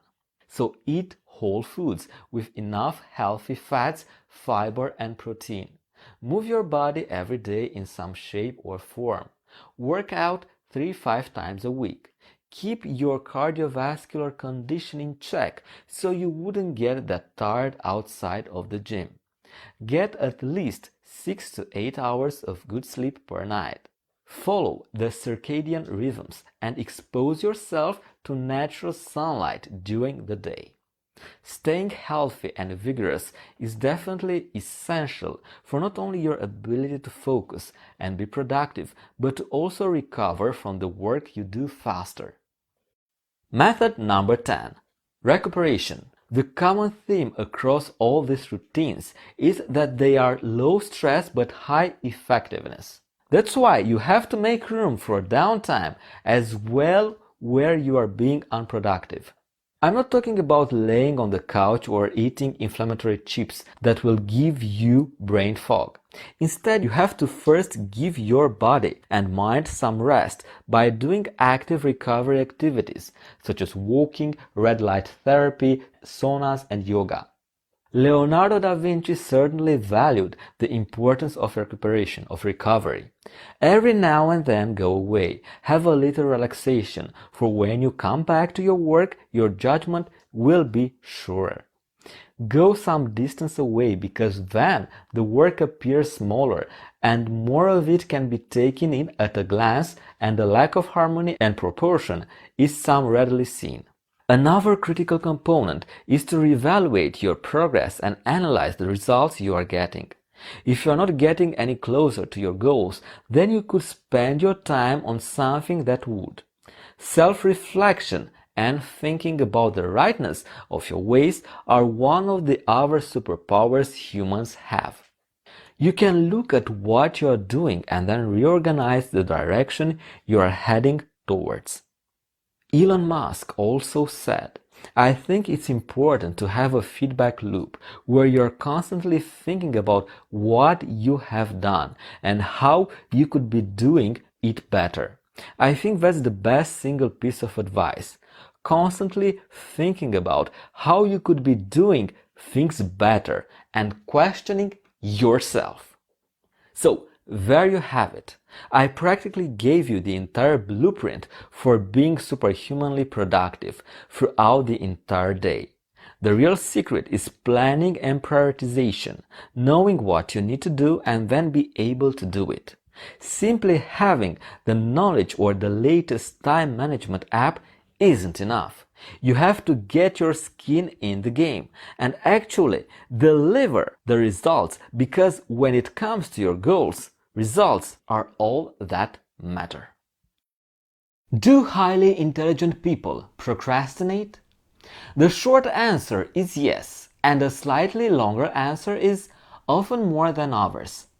I see a couple of reasons for this from my long study of procrastination, both personally and in reading the literature.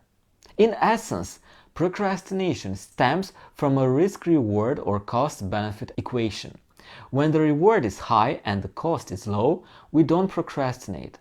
If I tell to my daughter, "I will give you $100 just to clean up your room," she will do it pretty quickly. When the reward is low and the cost of effort is high, we put things off. Cleaning out the attic, which I have lived with for 7 years, offers some sort of reward, but not that much of one, since I have learned to live with it and the cost is high, hours of useless effort. Interestingly enough, research indicates that when the cost is low and the reward is low, we still tend to procrastinate. It is easy enough to pay bills, but the reward is small, and the cost is, while small, real for the time we are performing this mundane task. This can also be framed as a risk-cost-benefit equation. The risk of not paying a bill on time is relatively low, up to a certain point, and while the cost is low, it may still seem substantial at any moment, and there is no reward except temporary freedom from risk. So what does this have to do with intelligence? Three things. First, I think that people who are highly intelligent may often have a keener sense of the cost-benefit equation and find it easier to put off paying the bills because they have a clear sense of when the risk starts to outweigh the cost. Second, highly intelligent people tend to have interests about which they are passionate, in which the benefit of pursuing them is large, and the cost of not pursuing them in order to deal with less rewarding tasks seems proportionally large. Finally, highly intelligent people may seem to procrastinate on tasks that actually bring them real benefit. For example, I put a book to read away and go to cook dinner. I hold off on finishing that program proposal until that last minute. Here is where I think high intelligence essentially causes procrastination that will be unpredicted by the research. I put off the book to read because I know, maybe unconsciously, that there is something that has not yet come into shape or view for me. So I put it off and let the gestation process take over. Aristotle said, "We are what we repeatedly do." Excellence, then, is not an act, but a habit. This is an ancient philosopher talking about modern-day neuroscience. One of the most critical ideas you have to understand is neuroplasticity, the dynamic process of your brain restructuring itself according to the conditioning it receives. Neurons that fire together wire together. We already discussed this. And neurons that fire out of sync fail to link. What you need to do is teach your brain how to stay focused. It's like any other muscle in your body. The more you use it, the stronger it gets. We have to start with changing your self-identity, the person you see yourself. We've already talked about self-identity in the habits module, but now I would like to get deeper from a neuroplasticity point of view. First, you act based on your beliefs. What you believe is possible and true, and if you believe that you are the kind of person who procrastinates as soon as they try to work, then you are going to reinforce that self-identity. You are going to reinforce that pattern of neuroplasticity, and because you'll act based on that belief, you are going to reinforce that same belief again. Second, your actions create your beliefs. If you don't think that you can overcome procrastination because in the past you have failed miserably at it, then you are not going to even try your hardest. That's why you need to gain the experience of staying focused, which is going to interrupt this feedback loop. Third, your beliefs create your self-identity. Who do you believe yourself to be based on the actions you take and the words you use to describe yourself? If you think that you are a procrastinator, someone who can't stay focused, then you are already shooting yourself in the foot. That is a fixed mindset way of approaching things. A person with a growth mindset would believe that they can learn anything and become whoever they want. To get the self-identity of a focused person, you have to make it a priority for yourself to not accept getting distracted, procrastinating. You literally have to say it to yourself in your head, and if you do it enough times, it will develop a certain pattern of neuroplasticity in your head that is going to create these associations. So, how do you develop the habit of overcoming procrastination? First, what you need is discipline. In the case of procrastination, you need self-discipline because the only thing that is preventing you from taking the right action is yourself and your habitually constructed neural networks. The sooner you get over with your resistance, the quicker you can move from inaction to action. and that is a critical step. Second, get in motion. It's Newton's first law of motion. An object at rest stays at rest, and an object in motion stays in motion unless acted upon by an opposing force. Which means that if you stay motionless, you are going to stay motionless unless something pushes you into motion. Once you hit the flow, you'll start loving it. And third, enter the zone. And that is how you should approach procrastination. Become smoothed by inaction or slay it with action.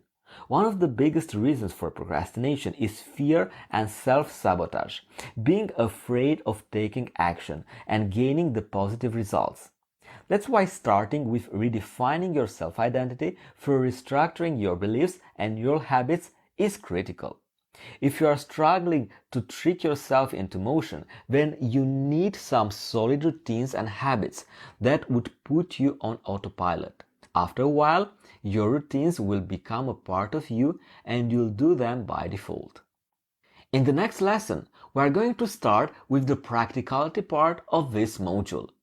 What are the secrets to superhuman productivity? See you there. If you want to drastically become more productive, get things done, and still have plenty of time for recreation and fun, then you should pay close attention to this lesson. Some people can be very productive and they can get a lot of things done. If you look at how much Leonardo da Vinci accomplished in the 15th century with no internet, no Uber, no Airbnb, and no technology, then I think we are all forced to think ourselves, what are we doing with our time? Isaac Asimov was the 20th century writer and professor who wrote or edited more than 500 books and 90,000 letters, whereas many college students can't seem to turn their 3,000 words essays in time. Or Elon Musk is also able to run several billion-dollar companies in many industries while taking over the leading role of space colonization. So, what is the secret to those people like Leonardo, Elon Musk, Benjamin Franklin, Thomas Edison, and Arnold Schwarzenegger, who seem to accomplish a lot more with their time? Are they superhuman? Most of this superhuman productivity results from these people having higher priorities and standards for their goals, but they also have more productive routines and systems for those goals. I think I'm quite a productive person because I've published more than 20 courses on Udemy over the last 2 years, with more than 150 hours of content to more than 70,000 students from 200 countries around the world. Of course, I'm not Elon Musk or Leonardo da Vinci, but I do think that I can give you some superhuman productivity tips that can help even mere mortals get more things done. According to Elon Musk himself, he's not an alien, but let's leave that option open for the time being. Of course, I'm joking. What I'm going to tell you in the next 10 lessons are 10 routines or methods that will drastically make you more productive. In the next lesson, we'll start with the first method, how to pre-plan your day. See you there. First method, pre-plan your day. Benjamin Franklin said, if you fail to plan, you are planning to fail. That is a very important point because being productive isn't just about working hard or grinding your face off. It's about working smarter and more effectively. If you want to reach your goals, then you have to know what needs to be done and how to do it. Otherwise, you are simply clueless and are expecting something to happen. How much time do you waste on thinking about what should you do? Whether that be after waking up or whenever you get an empty gap during the day? Most of your time gets probably wasted on commuting, setting up your workstation, waiting to get motivated, or simply procrastinating.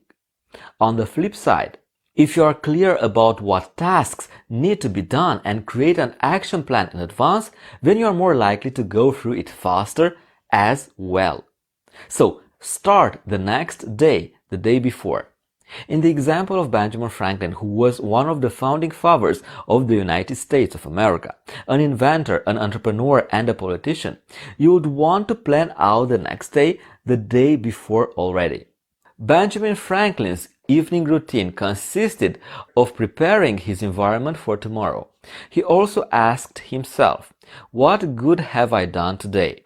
Which means, did what I do actually move me closer to my goals? This forced him to objectively evaluate his behavior and assess his results so he could implement changes wherever needed.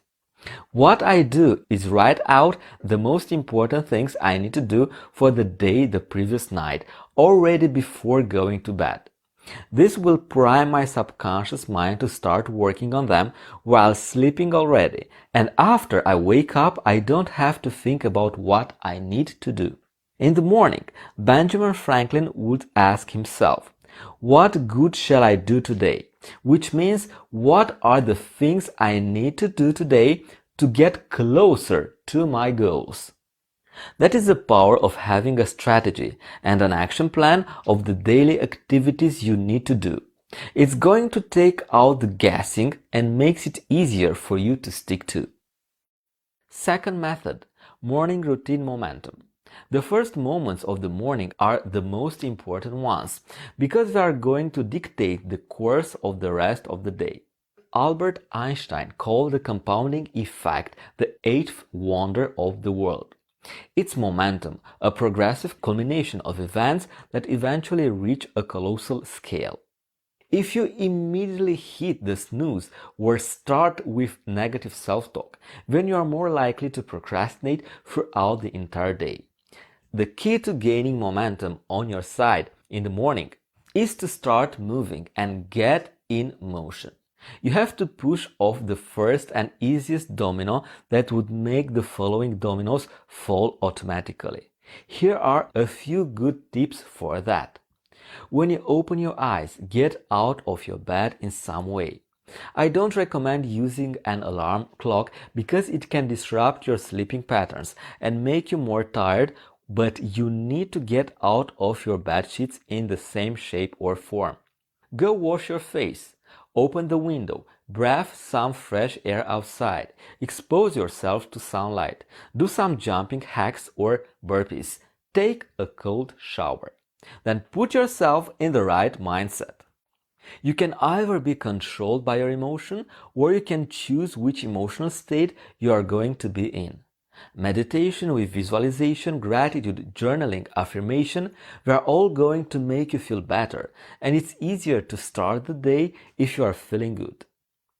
This is a principle in physics as well. Newton's first law states, an object in motion stays in motion, and an object at rest stays at rest, unless acted upon by an opposing force.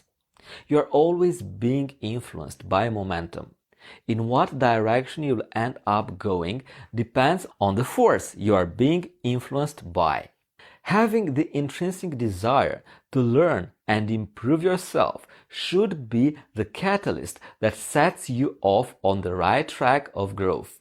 This kind of childlike curiosity was the stepping stone to Da Vinci's genius. He said things like, "Learning never exhausts the mind. Every action needs to be prompted by a motive. It had long since come to my attention that people of accomplishment rarely sat back and let things happen to them. They went out and happened to things." The third routine, daily deep work. The last part of your morning routine has to be something productive. Your first hours after waking up should be dedicated to your most important tasks because you'll get over with them faster and you'll thus gain even more momentum. Leonardo has another quote, "I have been impressed with the urgencies of doing. Knowing is not enough. We must apply. Being willing is not enough. We must do." The key is to do undisturbed deep work, where you are not getting distracted by the outside world. If you lose your focus, then you not only waste a lot of time, but you'll also lose momentum. That's why you have to dedicate a certain chunk of time to deep work every day where you are focusing hard on one single thing without distractions. Leonardo da Vinci was obviously a master at this, as he was able to create the most famous pieces of art in history, while still coming up with innovative technological solutions. Modern life or comfort and pleasure can condition you to want to get your social media dopamine rush all the time. Some people can even get anxious if they haven't checked their phone every 30 minutes. The advantage of living at Florence during the Renaissance was that there were fewer distractions. However, Leonardo was still a beast when it came to planning and executing bigger projects. For deep work, you have to go into this Jedi-like state of mind and stay immersed in the activity for at least a few hours every day. Fourth method, don't procrastinate or ruminate. One of the worst mistakes you could ever make is waste time on procrastination or ruminating over your thoughts. Procrastination is the biggest waste of time there is because, first of all, you are not being productive, you are not getting anything done, and secondly, you start ruminating over your procrastination. This will cause mental angst, such as, I know I should be doing something, but I'm not. There's nothing useful in that. It will elevate cortisol, which makes you even more stressed out, strengthens the habit of procrastination even further, and you still won't get anything done. Seriously, procrastination is lethal, and it's literally the killer of all hopes and dreams. Whenever you do find yourself procrastinating, you have a deadline but you're not feeling like doing it, for example, then you have to remind yourself of neuroplasticity. As we've discussed through this course, your brain literally rewires itself all the time according to what you say and do. If you start to procrastinate, then you are teaching your brain that it's okay to procrastinate and it will get easier in the future.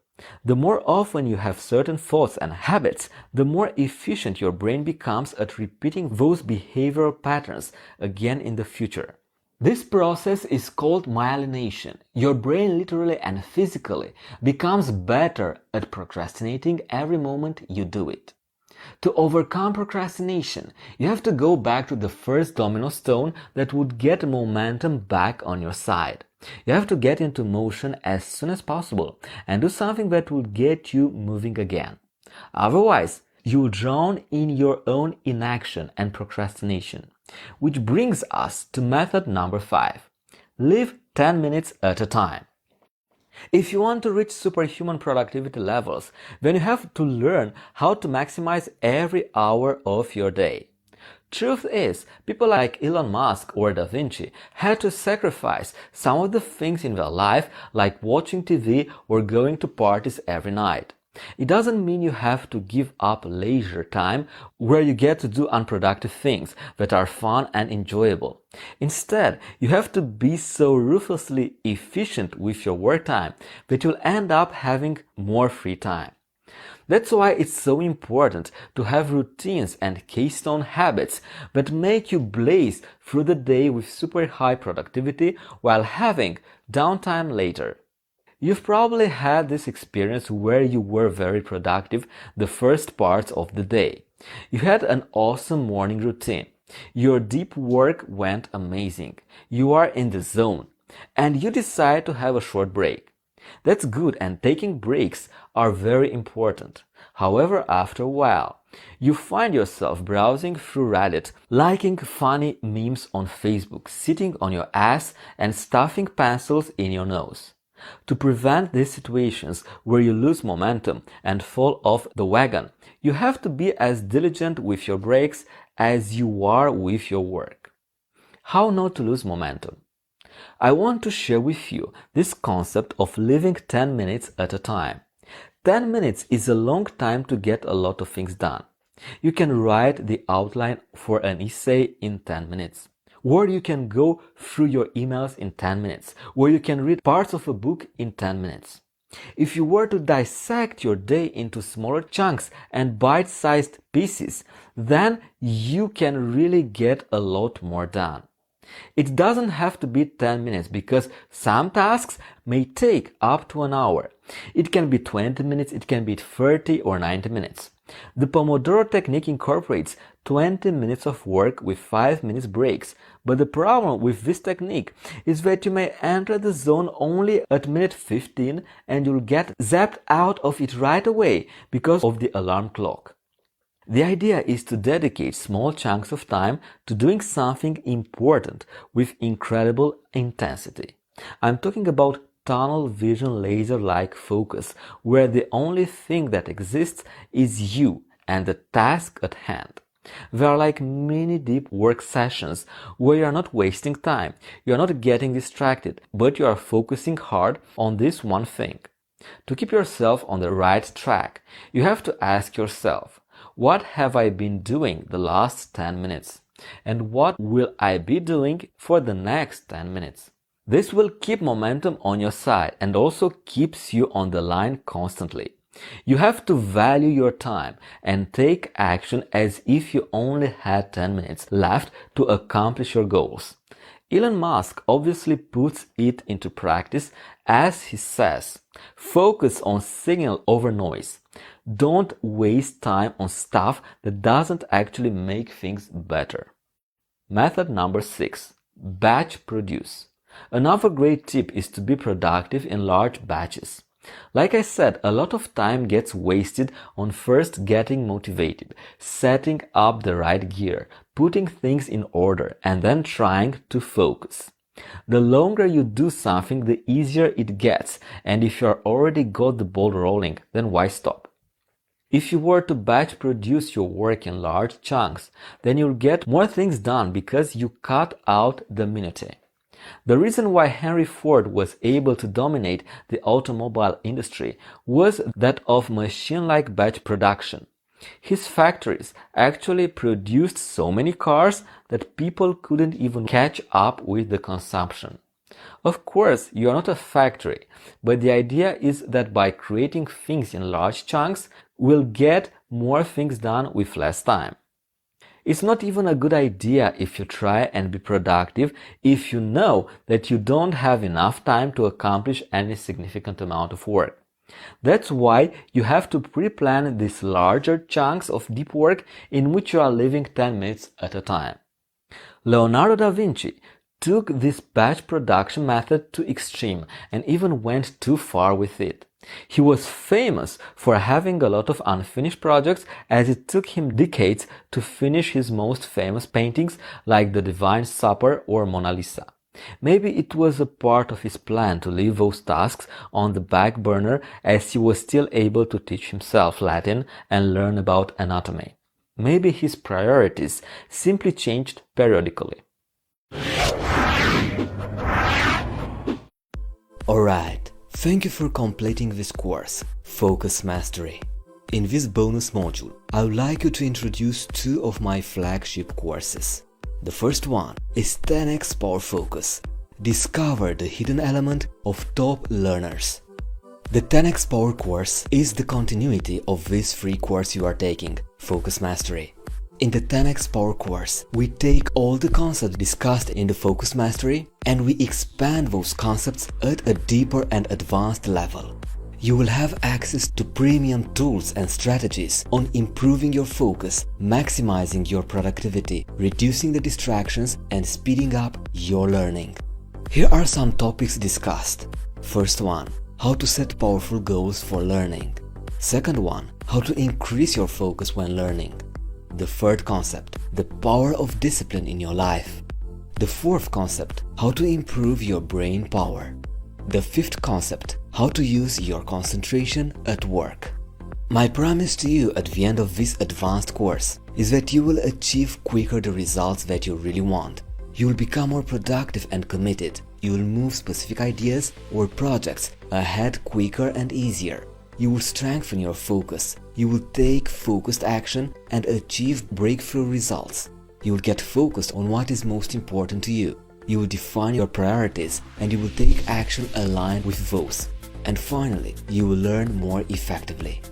The current average rating of this course is 4.8 out of 5 stars, and we've received so far more than 103 ratings. So my advice to you is, once you finish this free course, Focus Mastery, please go ahead and continue with this course, 10x Power Focus. Discover the hidden element of top learners.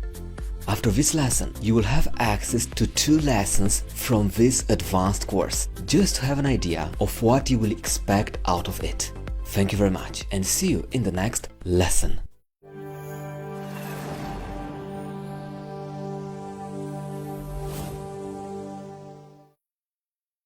We all know what concentration means: giving your close, undivided attention to something. But it's one thing to know what it means, and another to be able to concentrate on your studies. Many students complain that they just cannot concentrate. In other words, their minds race from one thing to another, and their thoughts are all over the place, except on their studies. If you feel like this, you are not alone. But what needs to be done to overcome this? Studies show that people are most able to truly focus for an average of only 6 hours each week. Thus, you may want to be highly productive within those few hours. Firstly, you should know that everyone has the ability to concentrate. Think of a time when you were totally engrossed in something you really enjoyed. For example, a movie, a book, a game of rugby or football. You can concentrate.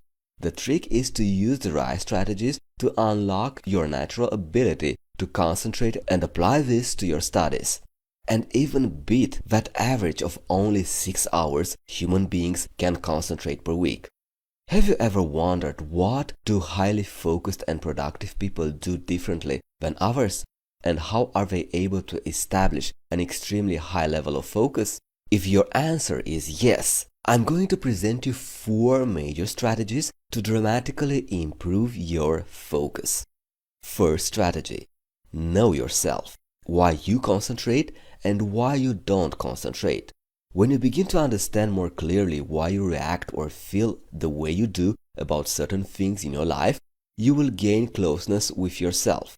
Think of the way you concentrate as your data. Begin by collecting the data so that you may make a commitment to understanding who you really are.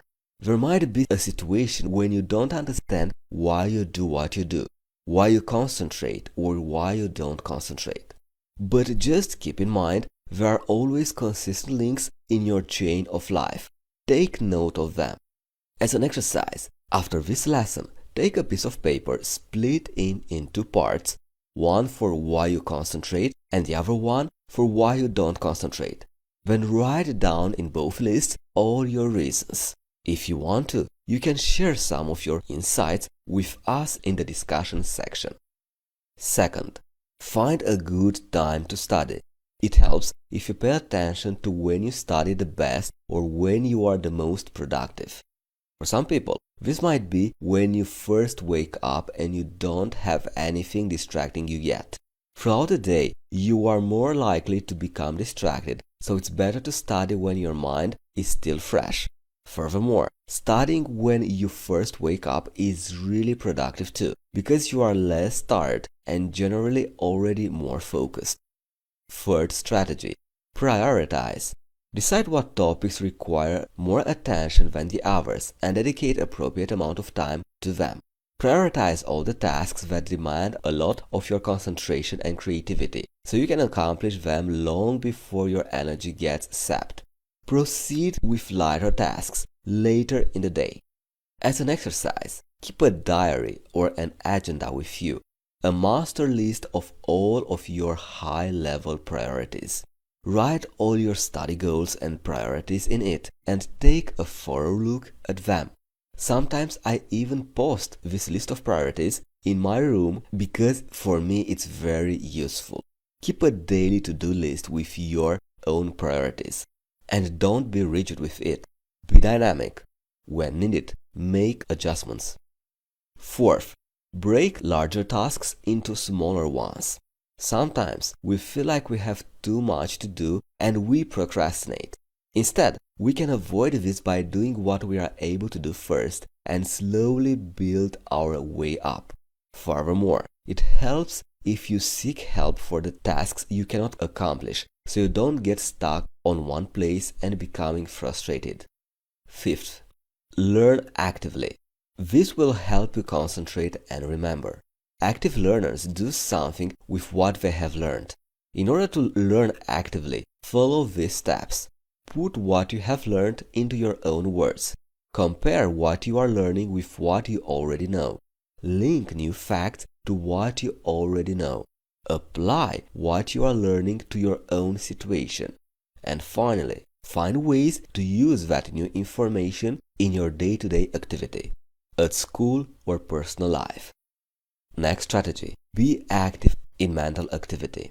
Use a hierarchy of questions to help you focus when reading a reference material or listening to a lecture, rather than passively reading through it or listening and hoping that something will stick. And then write brief notes about the answers to your questions. Ask yourself, how will you use the material?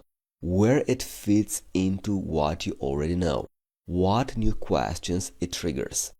Seventh, reflect and adjust. You will want to closely monitor yourself on a daily and weekly basis and make adjustments. You should regularly ask yourself the following questions. While these are related to your studies and how to better acquire new skills, you could just as well use them in any work or life situation. What is my main goal? What is my goal for the week? What do I need to do today? Where am I at this moment? Is this technique, schedule, place, relationship, situation working? Is it worth improving? How can I improve it? And I suggest to ask this question and answer them related to your agenda or diary I asked you to keep for your to-do list. Alright, here is the action step for you. Watch this lesson at least twice and contemplate on what has been said. Second, write your opinion about this lesson and how it would be helpful to you to become a more focused person. Thank you very much.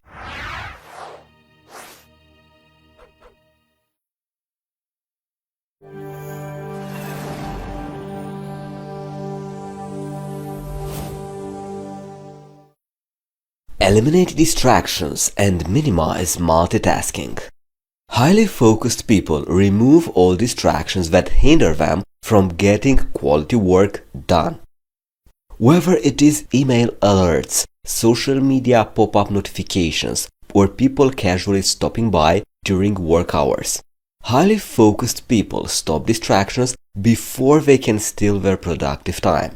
They know that distractions break concentration, cause stress, and derail them from completing tasks and achieving their goals. Our world has become a constant feed of information and entertainment. Each message enters our mind with one goal: to gain control of our attention and resources. I'm particularly trying to slow down myself with all this information overload. And in a world of constant distraction, the need for focus becomes even more significant. If you want to be an achiever, you need to seek continuously to remove the distractions that keep you from achieving it. There is not enough time to accomplish everything. As a first exercise, develop a clear picture of your greatest possible accomplishments. Make your decisions based on that framework. Direct your resources, time, energy, and finances toward your greatest possible accomplishments. Distractions, by their definition, cause harm by stealing your resources. They negatively impact your potential to achieve the most desired accomplishments outlined previously. But unfortunately, far too often, they go unnoticed. Our lives go unevaluated. We often step away from the true significance in our lives. As a result, our greatest goals often go unmet. The second exercise: identify where much of your free time is going already and what distractions are eating away of your schedule. This includes excessive socializing, channel surfing, social media, and any other time wasters. Third exercise: Define specific steps to remove distraction and gain greater focus in your life. We believe in best practices, therefore we kindly ask you to share them as well with us in the discussions section. What distracts me may be an essential piece of your life's purpose, and vice versa. While the specific solutions might vary, the importance of finding one does not. Our world is filled with constant distractions, and those who achieve the greatest significance in life learn to manage them effectively. Highly focused people don't multitask. They focus on one thing at a time to boost attentiveness and productivity. Many people think that multitasking is a great way to accomplish goals more quickly and to get 2 or 3 things done at once. But multitasking is actually harmful to your concentration. When you multitask, you may think you are getting more done, but you are not putting all your focus and energy into any one task, which actually harms your concentration. Studies have shown that the human brain can handle 2 complicated tasks without too much trouble because it has 2 lobes that can divide responsibility equally between the 2. However, adding a third task can overwhelm the frontal cortex and increase the number of mistakes you make. Next exercise. Work on getting just one thing done at a time, and you will see that you get this done more quickly. Next exercise. Chatting with your friends online while getting work done is one of the worst forms of multitasking. Chatting with a friend can slow your productivity down by half. Avoid this progressively. Start with avoiding this 1 hour, then increase to 2 hours of avoiding chatting, then the entire day while getting work done. It's easy to get distracted in life. You have things that pull you in multiple distractions, but distractions lessen the likelihood of achieving your goals. You need to reduce the distractions in your life so that you remain focused. By removing the distractions, you have more free time to pursue your goals rather than focusing on the things that don't matter as much. Milestones are helpful markers that help increasing your focus on your goals and eliminating distractions. Exercise. Simply take your long-term goal of 1 or more years and break that goal up into milestones. Create monthly and weekly milestones that will help you stay on track and eliminate distractions. Milestones help you see the short-term results that will lead you to your long-term outcomes. The small achievements will keep you focused for the bigger picture achievements. Time management is a good strategy that anyone can use to eliminate distractions, while also utilizing the one resource that we all have in common: time. Exercise. Think, how do you use your time? Do you spend it the right way, ensuring that you are allocating a good amount of time towards achieving your goals? Or are you losing your precious time with distractions that away you from your goals? Be open and honest with yourself while implementing a system that works for you. In the end, remember this: the effectiveness and productivity of work and study time is only as good as your ability to focus and concentrate while studying. Decreasing any internal or external distractions and limiting your multitasking can help make your work and study time effective and productive. Thank you very much for being with us, and I strongly suggest you rewatch this video lesson and pay close attention to the exercises we provided. Thank you very much.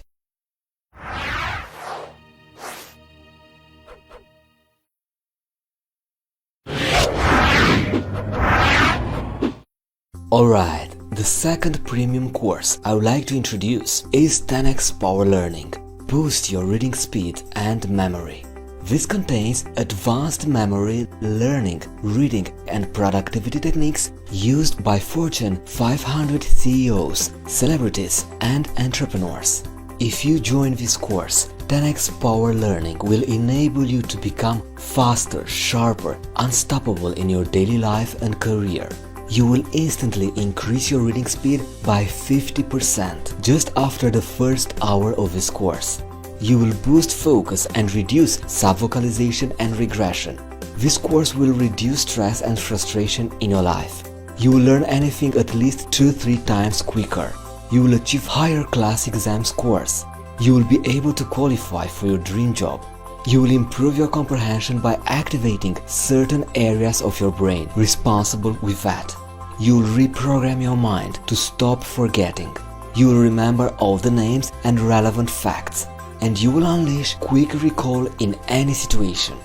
This course has 3 main parts: speed reading, note-taking as a pro, and premium memory improvement techniques. This course has an excellent average rating of 4.8 out of 5 stars and more than 130 ratings. So my advice to you is to join this course if you want to double or triple your reading speed once you do the drills inside of this course. In the next 2 lessons, you will have special access to premium information from this course. So, see you there. How to increase your concentration while reading. During this lesson, I'm going to focus on developing your concentration while reading. So far, I've encountered many exercises to develop my concentration, to increase my concentration. The method I'm going to share with you is the best method based on the results I had so far. This method is not mine. It was developed by Albert Einstein. I'm not going to lose your time and I will jump straight to the method. Here are the instructions. What do you need? A stopwatch, a white piece of paper, a pen or a pencil, a reading material you choose, and you will time yourself for 3 minutes the first time. As you progress, you can increase the amount of time. Second, write on your paper, I will not be distracted by anyone. I will not be distracted by that anymore. Third, start to read the material you choose. Fourth, when you experience a distraction, hold your finger on that place in the text. And second, write 1 check mark on your piece of paper. Next step, look back to the text where you have placed your finger and say inwardly, I will not be distracted by that anymore. Sixth step, continue reading where you left off. 7. Repeat step 4 through step 6 each time you experience a distraction. That means, hold your finger on that place in the text, write 1 check mark on your piece of paper, and look back to the text where you have placed your finger and say, I will not be distracted by that anymore, and continue reading where you left off. The 8th step. At the end of 3rd minute, count the number of marks on your paper. This will tell you the number of distractions you experienced. 9th. Repeat the drill again. Start reading where you left off. Each time you repeat the drill, your distraction marks will be fewer. Your goal is to have no distractions within the 3rd minute time frame. Once you reach that goal, you can increase your time by 2 minutes to 5 minutes. Now, here are the action steps. First, do the drill for 3 minutes now and tomorrow. You will start seeing changes in your concentration focus level every time you follow this method. And the second action step, write some words in the discussion section of our course and share your experience. How did you feel after following this method? Of course, in the beginning, it will be maybe harder to do, but with time, if you follow this, your concentration level will dramatically increase. Don't let the simplicity fool you. Do the drill and not just follow this video lesson. With that being said, let's jump into the next lesson. Thank you very much for your time invested.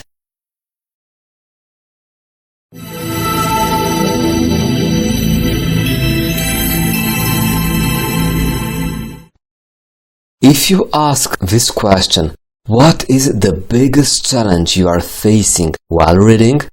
Many students will answer, I'm not able to recall information after what I have read. And maybe you have the same issue. During this lesson, I'm going to give you clarity on this issue and solve the misconception which almost every person has about recall and comprehension. Many people get confused between these two notions, comprehension and recall. Many students think that comprehension and recall are the same. If you are one of those, then you are in mistake. Both concepts are different altogether. Comprehension means understanding what you are reading, and recall is recollection from your memory.